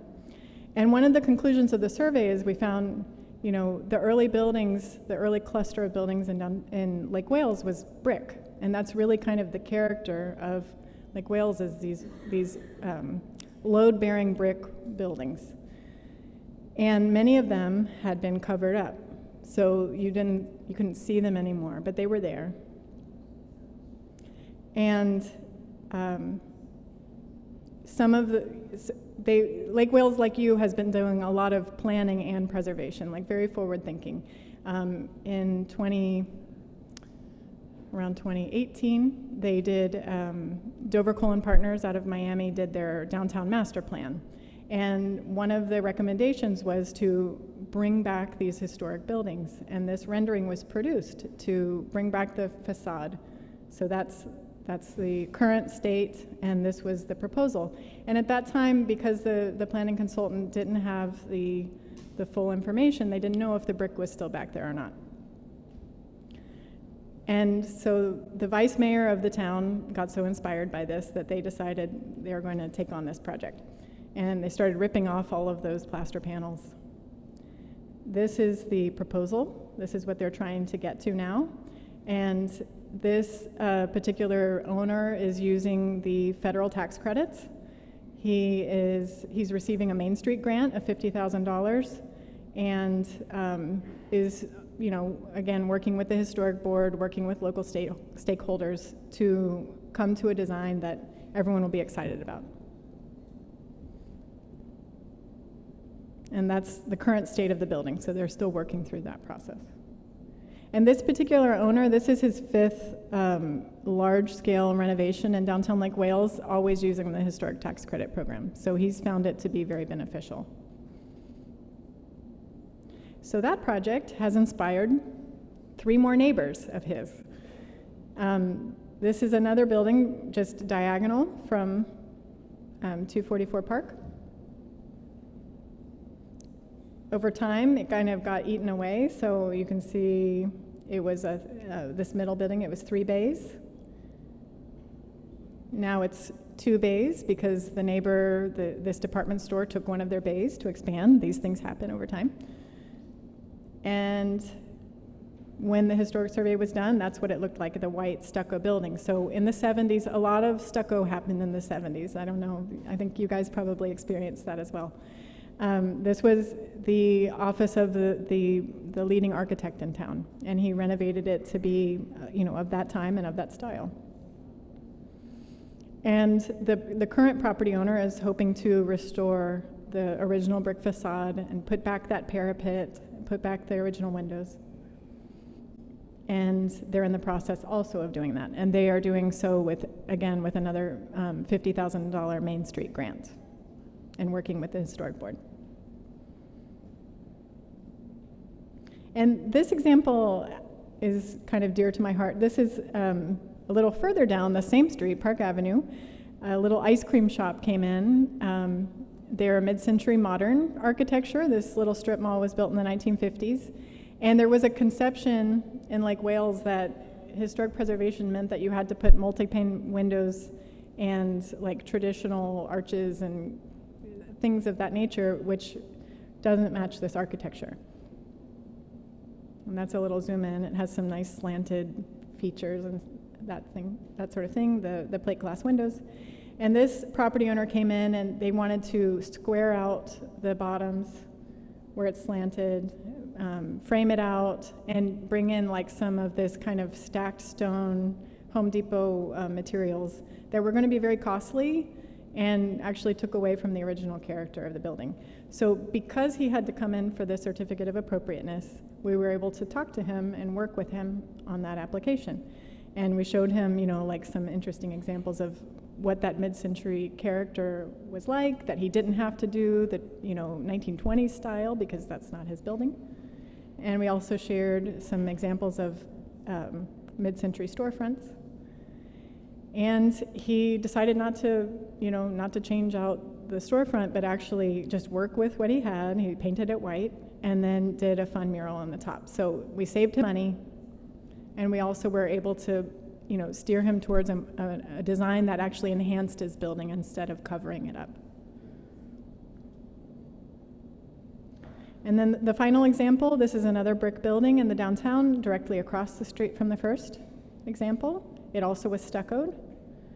And this owner has also come forward and is applying for, they're using a Main Street grant and working with the board to restore their stucco. So it's kind of like, Lake Wales, it's infectious. I mean, all 4 of these projects are happening at the same time, and there's actually another that is down the street. So, and it's really going to change the feeling as you go through Lake Wales. The final example I'm going to share with you is Fort Pierce. This is also a little village by the sea, just like you all. This is a town that has really leaned in strong to planning and preservation as a tool to revitalize their downtown. They have 6 historic districts all around the downtown. So the gray is their downtown historic district. And they have some really lovely examples of architecture there that have kind of anchored revitalization. And as a result of their preservation efforts, they've kind of, they have wonderful events there. They're really known for cultural events, parades, museums, all these sorts of things, but also taking advantage of their waterfront location. And in all of these photos, you see that the buildings are kind of like framing this. The buildings are the backdrop and really giving that character where people want to be. And the example I want to leave you with is, this development we're looking at, this is actually right now going through permitting as well.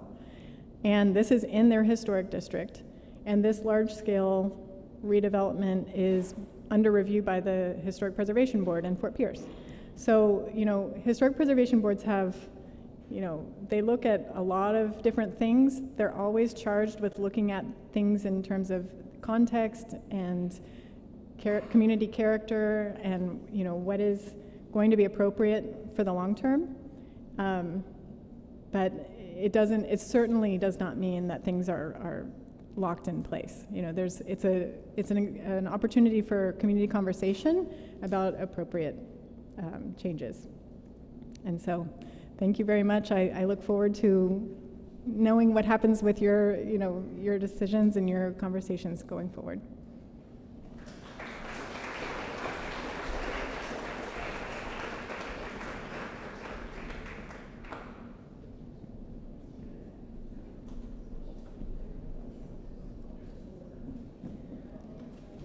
All right, everyone. We have one more speaker for you today. And he's going to guide us through some of the legal implications. Mr. Timothy McLendon is a legal skills professor and assistant director of the Center for Government Responsibility, which is a research and policy institute attached to the University of Florida's Levin College of Law. His research has involved environmental and local land use, sustainable development, historic preservation law, constitutional law, human rights. He's got an amazing portfolio. He's also the author of a handbook of Florida historic preservation law and 2 studies on the economic impacts of historic preservation in Florida. So please welcome Mr. McLendon to the stage.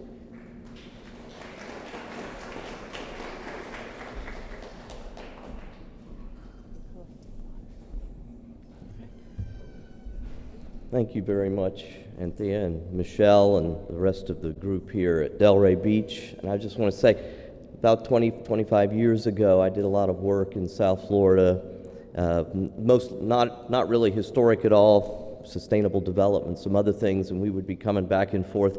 This was one of the places we loved to stay if we were working north of the Dade County line. And it is so cool to come back. We were walking around last night and this morning, and there's changes, and you see the changes, and yet the feel. You still have some of the feel of what makes this a special place. And so it's good to be here. It's good to see what you're doing.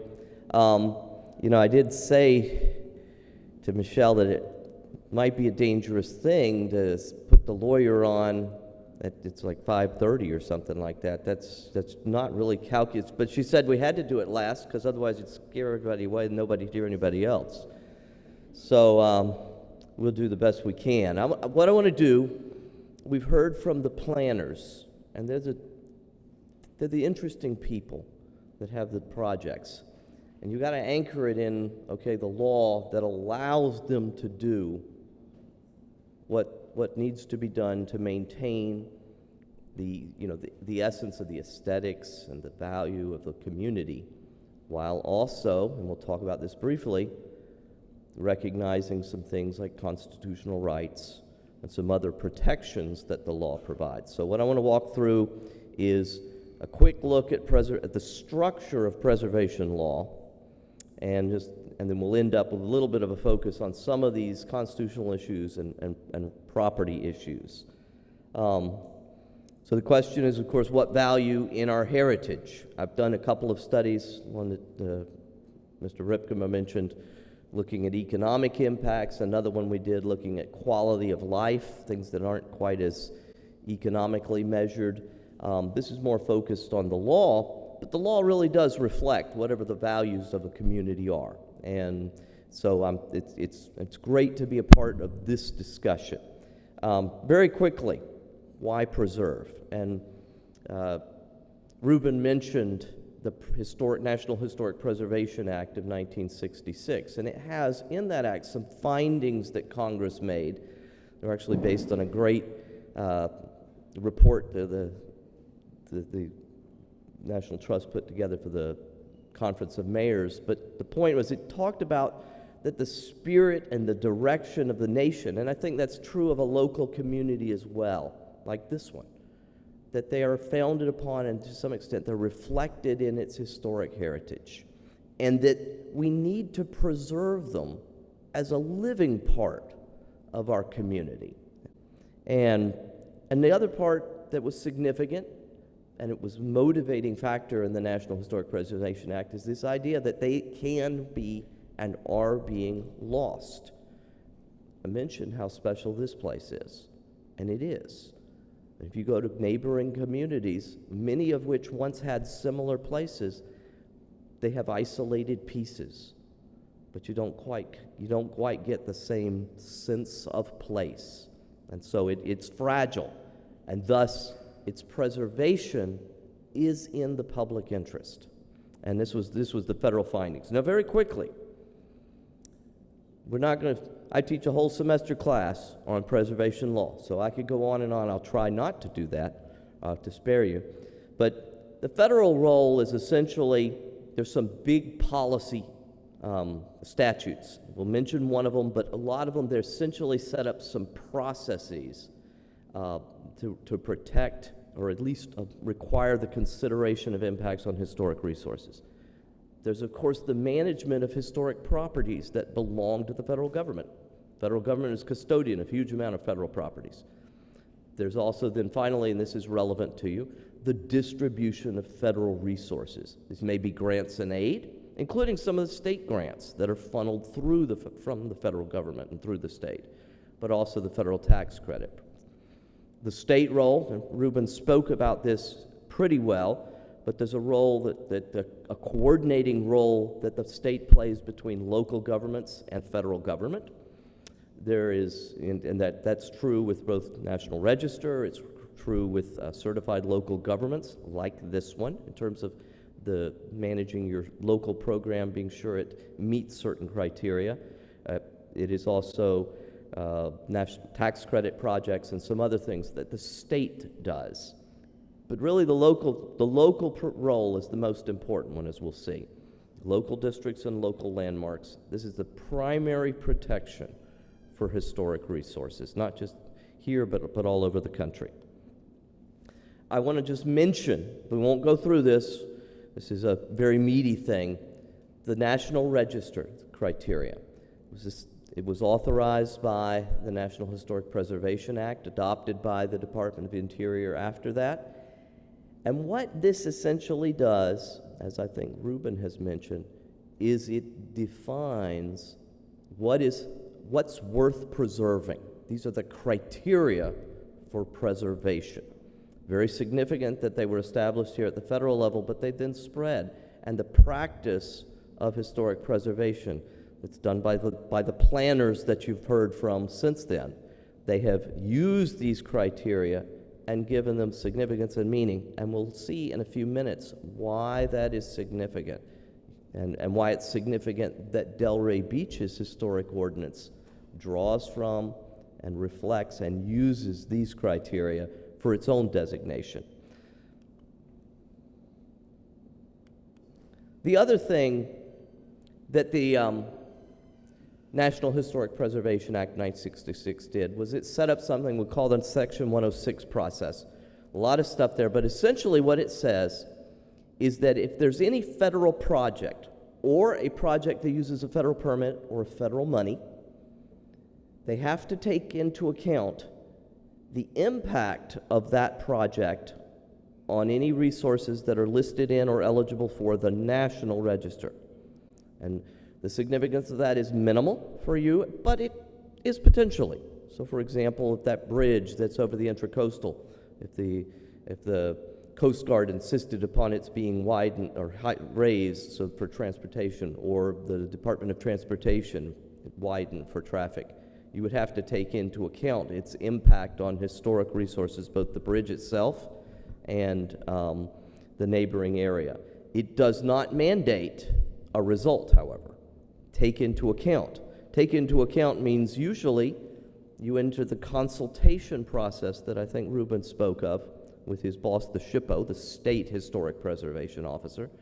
There's feedback, there's interaction. There are some great success stories. The Bridge of Lions in St. Augustine is one that one of the colleagues worked with very closely. There's some other things, some mitigation with, a lot of success stories, but it does not mandate an absolute result. So for example, Hurricane Ivan destroyed a lot of historic resources, damaged a lot of historic resources. Pensacola Naval Air Station, 2004. Tremendous historic resources, the cradle of naval aviation. Department of Defense, that time, they have other things they really wanted to focus on. But And so there is essentially a negotiation process.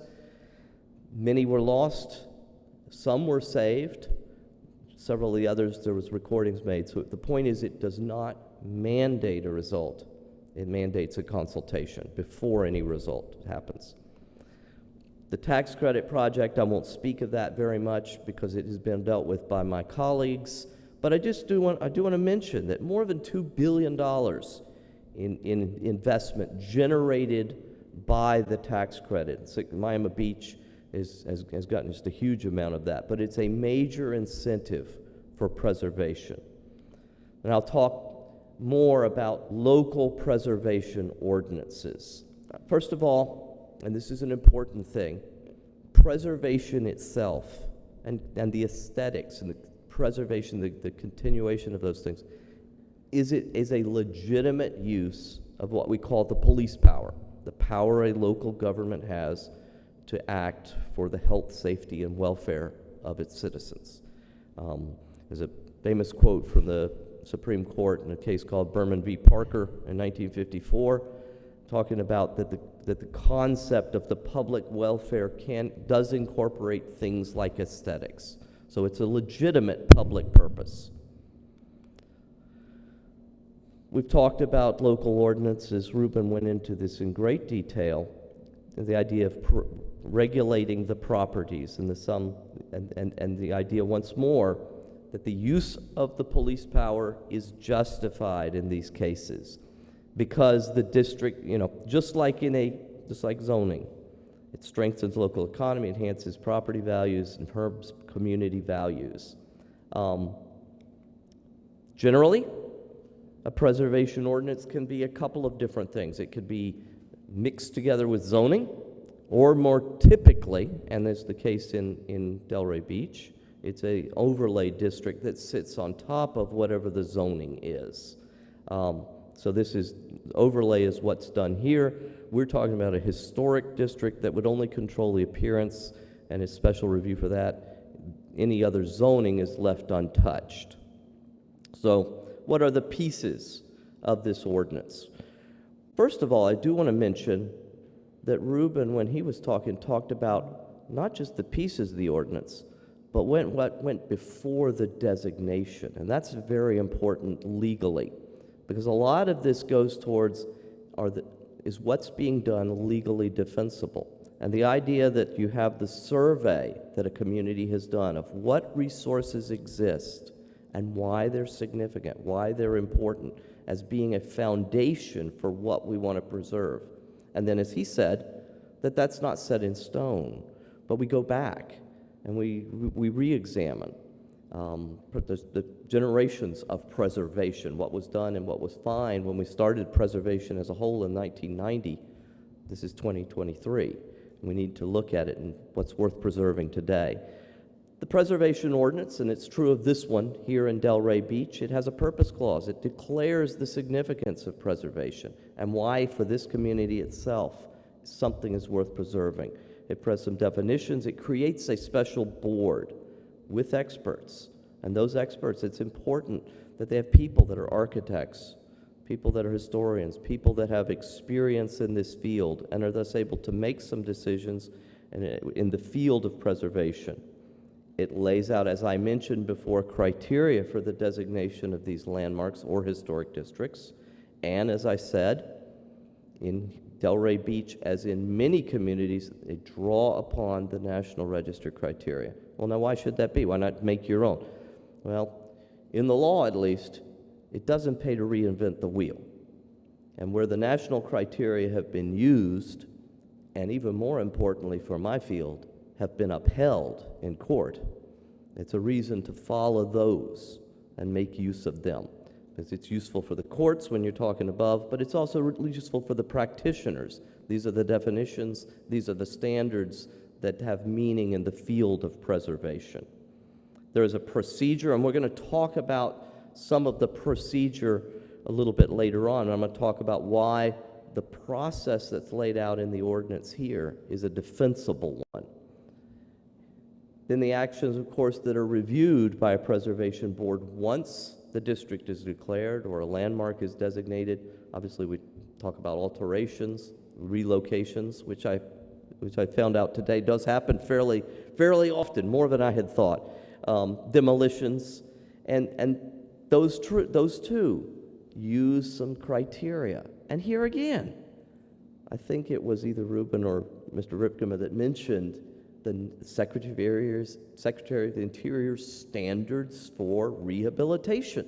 Here again, the law has incorporated the practice, has given and has ratified these, has given a legal definition to what does rehab look like. And that's what's employed, and those are the standards then that are required for rehabilitation.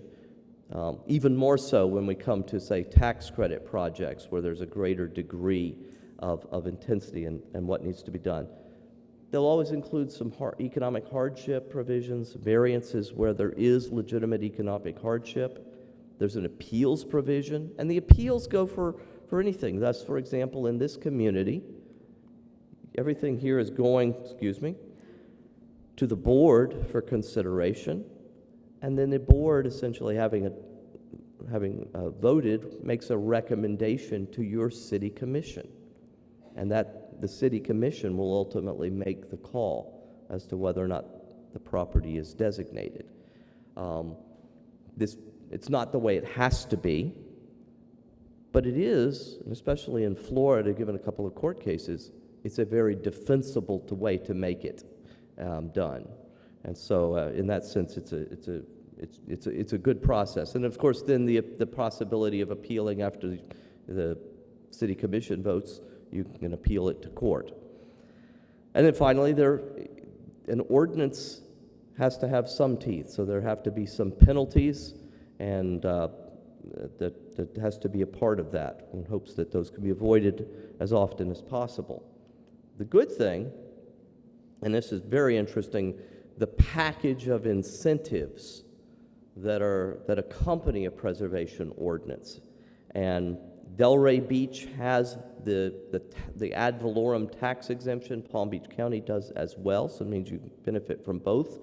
And as my colleagues mentioned, what this means is that for every rehab that's approved here, that you apply for the tax exemption, 100% of the additional value caused by the rehabilitation is left off the tax rolls for 10 years. It has to be approved. It's a process, just like for the other things, has to be approved by the Preservation Board. It's a little bit more intense than just your standard certificate of appropriateness. There's an obligation to covenant for that 10-year period, not to alter the things that were done. But in 2023, Florida had about $430 million in property value. And this is elected property appraiser property value. So that was off the tax rolls, protected. And in Palm Beach County, it was $95 million right here. So it's significant. All right, I want to talk about a few of the constitutional and property issues that are raised. The Fifth Amendment requires that private property is not going to be taken for public use without just compensation. And there's two issues that come up in the property issue. One of them is the issue of eminent domain. Can the government take title to your property? And then what constitutes public use? And then the more typical issue is this issue of what we call regulatory taking. And that's where you still have the title to your property, but the government has so regulated and so bounded you and narrowed the uses of your property that it's gone so far as to amount to a taking of the property. So we'll look at the second one first. The big case, and it was a great historic preservation case. Of course, it was a fascinating constitutional law case, but it deals with Grand Central Station in New York, beautiful Beaux-Arts terminal. And on the next picture, you can see on the far left, the plan was to add a 40-story skyscraper sitting right on top of the terminal. And the idea was that going to be permitted? And it went to the landmark commission in New York, and they denied it. And the owners of Penn Central, which owned Grand Central Station, sued. The Supreme Court of the United States upheld New York's landmark ordinance, and it set a test that is the standard test for constitutional takings, this regulatory taking of property. One, it looks at the character of the government action. Is it a legitimate government purpose? Two, it looked at the severity of the impact on the property owner, the economic impact. And three, which is related to it but slightly different, the degree that the government action interfered with actual investment-backed expectations of the property owner. So in Penn Central, the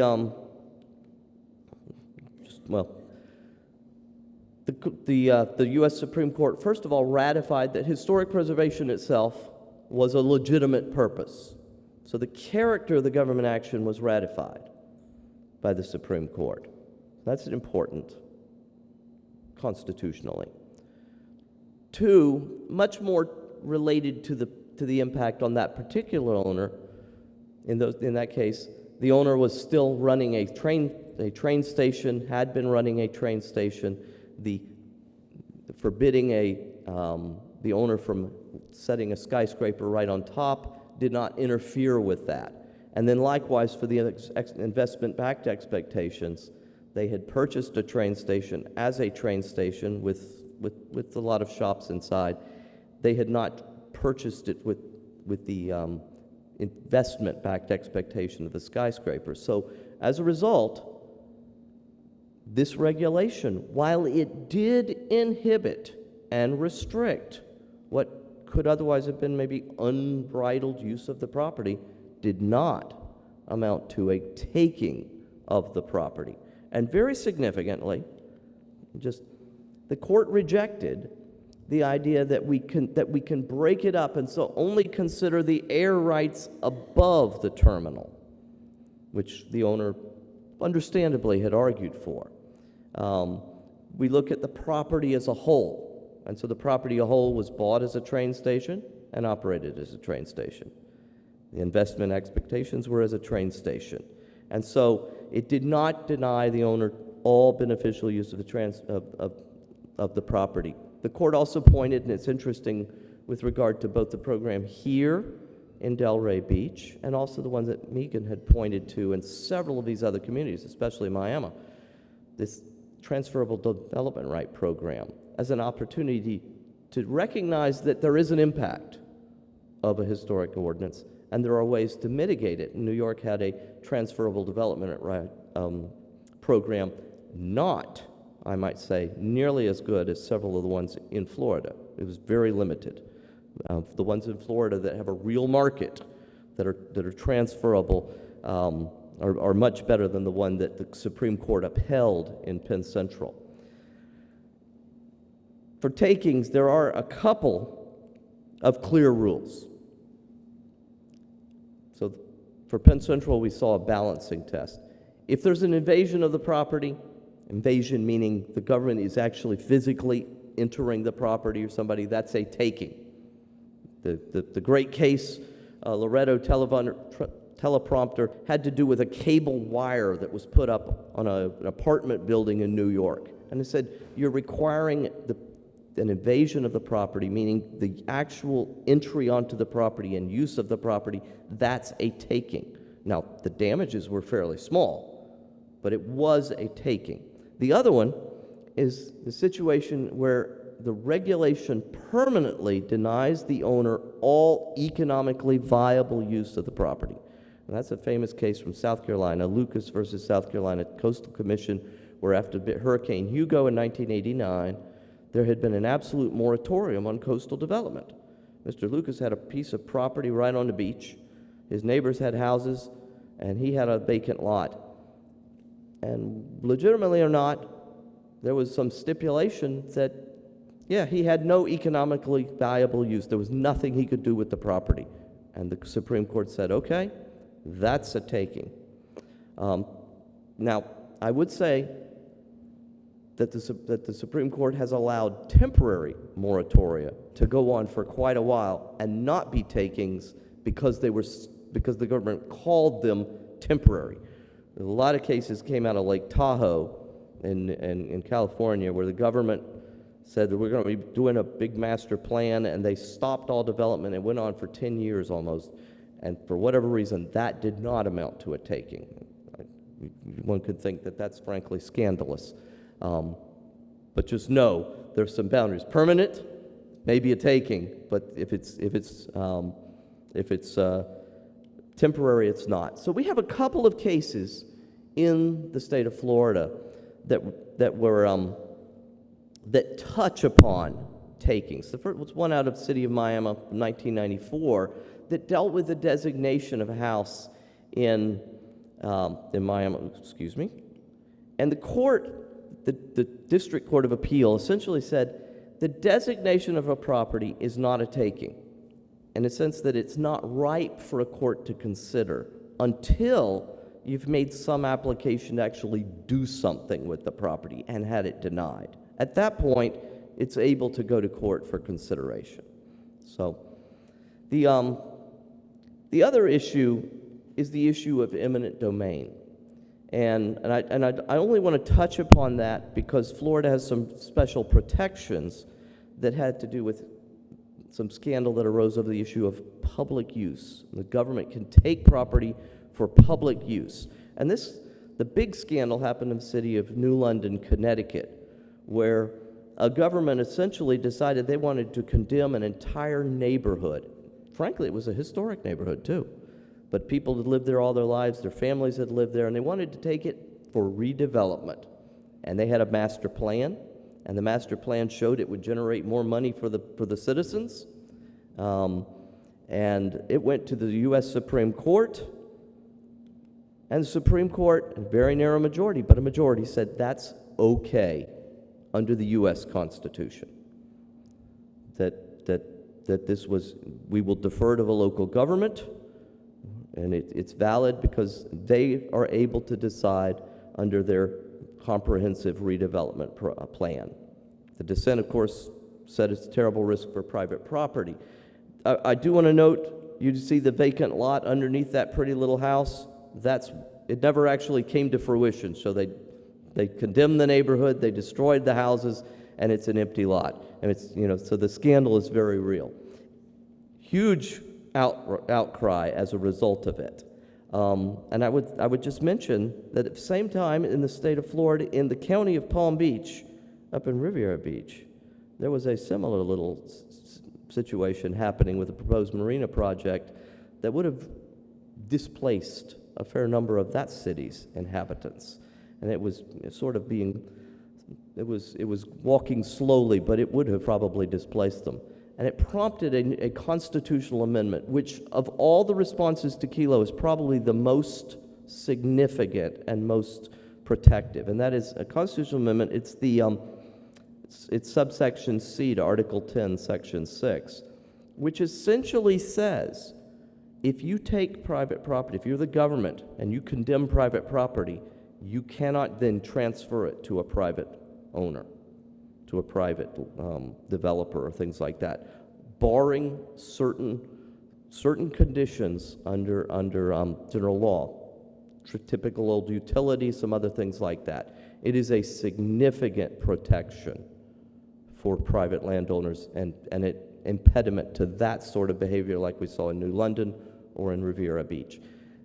Also, I would also say that the procedural protections of Florida eminent domain law itself, which require a jury trial for eminent domain and attorney fees, are also a procedural protection for somebody dealing with the government trying to condemn property, as long as it's the state.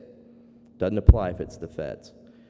I want to mention very quickly the Burt Harris, the Private Property Protection Act, because that's something also that comes up in the historic preservation setting. And the intention of the Burt Harris Act was to provide property owners with some relief and a cause of action for burdens on property resulting from a governmental action, even where it did not necessarily rise to a taking. Because remember, what we just saw, if you denied all value, that's a taking, invasion, taking, but otherwise, as long as there's some economically viable use, it's probably not a taking. And so there was a movement for that. 1995, this act was adopted, and it essentially says that where government action, and the term it's used is inordinately burdens an existing use of real property or something called a vested right to real property, that there is a cause of action. And the question, of course, is, well, what is an inordinate burden? And we don't know. There is a definition in the statute. We have some knowledge now. It's been 20 years. The restrictions that permanently prevent the owner from realizing reasonable investment-backed expectations. Well, you may remember that language came from Penn Central. Then also regulations that put an unfair burden on a private owner for the public good. That actually comes from the dissent in Penn Central, who was very concerned that in that context, some landowners were being burdened for the public benefit of preservation. Likewise, similar to the takings law, the focus is on the entire parcel. We're not separating it into, say, air rights or one piece of it that is restricted. It only looks at the entire parcel. The other thing that was done was it essentially grandfathered in every law that existed in 1995, and so it only applies after that time. However, and this is a fascinating case that only came out in 2019 in the 3rd District Court of Appeals, and had to do with Coral Gables, this historic district. Because Coral Gables had an act that did exist at that time, designations and other things under that act still benefited from the grandfathering. And so that's a significant fact that somewhat reduces the scope of the Harris Act.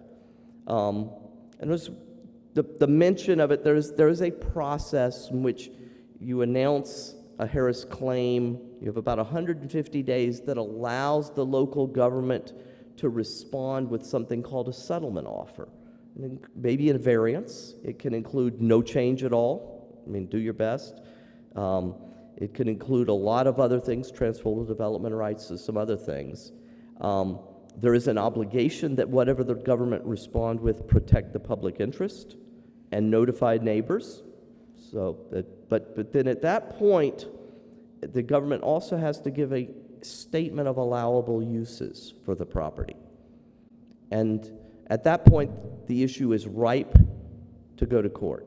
And if you remember when I talked about the Tippett case that had to do with the takings, and it was not ripe because nobody had tried to do anything, that they had not applied for any development under the Historic Preservation Ordinance, well, at the ripeness decision, you are able to go to court. It's ripe. A court can consider that.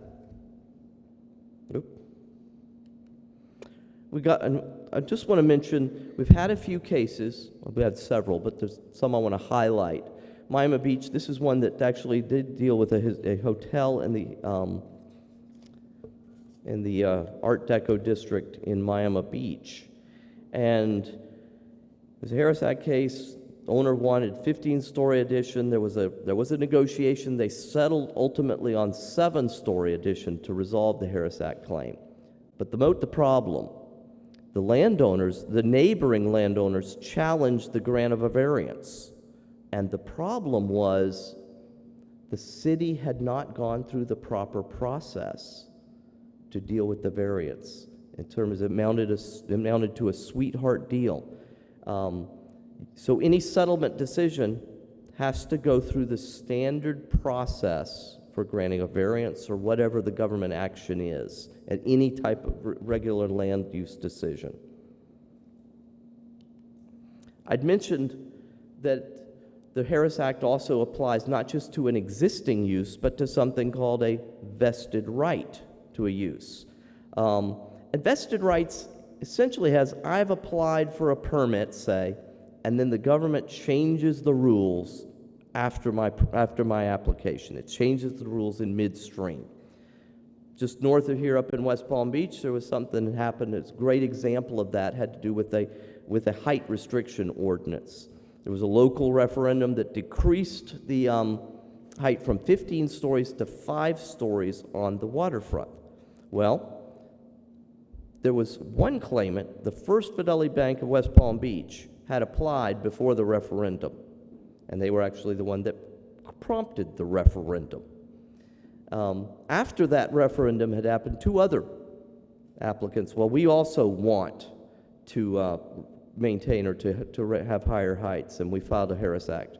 Under the Harris Act, the first one won their Harris Act claim because they had applied under the original ordinance pre-referendum, as the government changed the rules in midstream.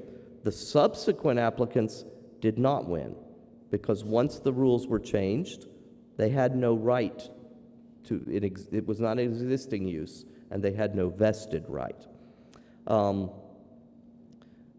Palm Beach Polo case has to do with investment-backed expectations, and it had to do with where the earlier owner had agreed to some restrictions on development rights, and it was subsequently sold.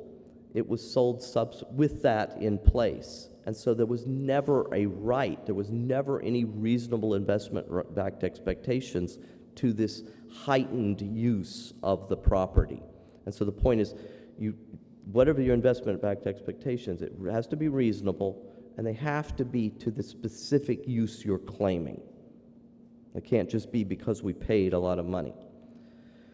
I want to mention just finally, and we'll be done, and I'll dismiss the class. No, I think... but Anthea will come and speak to you. I want to speak to the due process, which is another important protection. Due process, there's 2 pieces. It also goes to the Fifth Amendment. And the main part of it is procedural due process, how the government acts and how it, in its enforcement mechanism, where we have state action. So what's covered by procedural due process? These are actions that affect or deprive persons of an acquired interest in life, liberty, or property. In the context of what we're talking about here with land use, we're talking about an interest in property. And once more, we have a great case that came out of Dade County, Metro Dade County versus P.J. Birds, the Parrot Jungle case, where essentially Dade County was essentially trying to designate and protect part of the Parrot Jungle facility. And once more, they were using the Dade County historic preservation criteria, which were drawn from the National Register criteria. And they included one provision for things that were under 50 years, which my colleagues mentioned were rarely protected, but they can be sometimes when they are of exceptional importance. And the owner says, who in the world knows what exceptional importance is? That's a meaningless standard. And the court considered this and said, no, there is a field of historic preservation. And because it's based on the National Register criteria, this is a term that does have meaning. The National Park Service has put out bulletins that define and explain on this. Reuben and the state have worked on it. Planners all over the state and all over the country have used these criteria.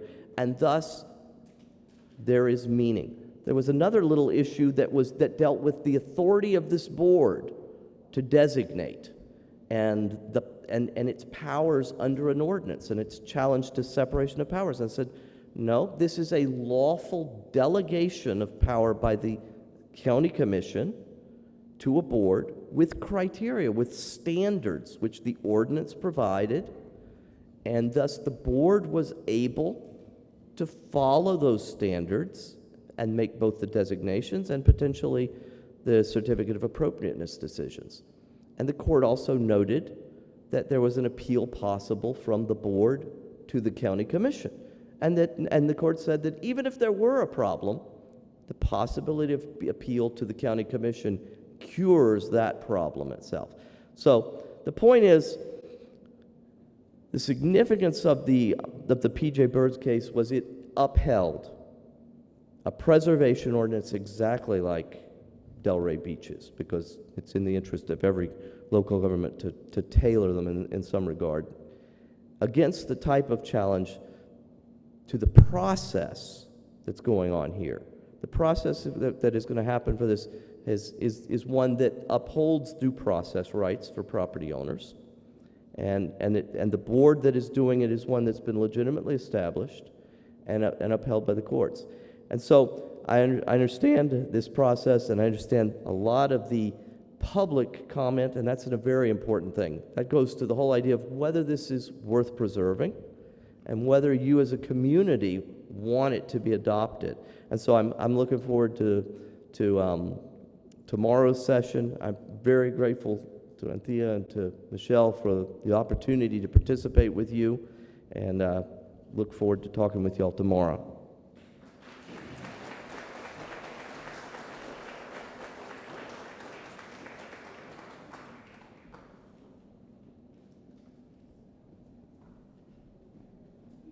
All right, thank you guys. Look at the diehards that are still here.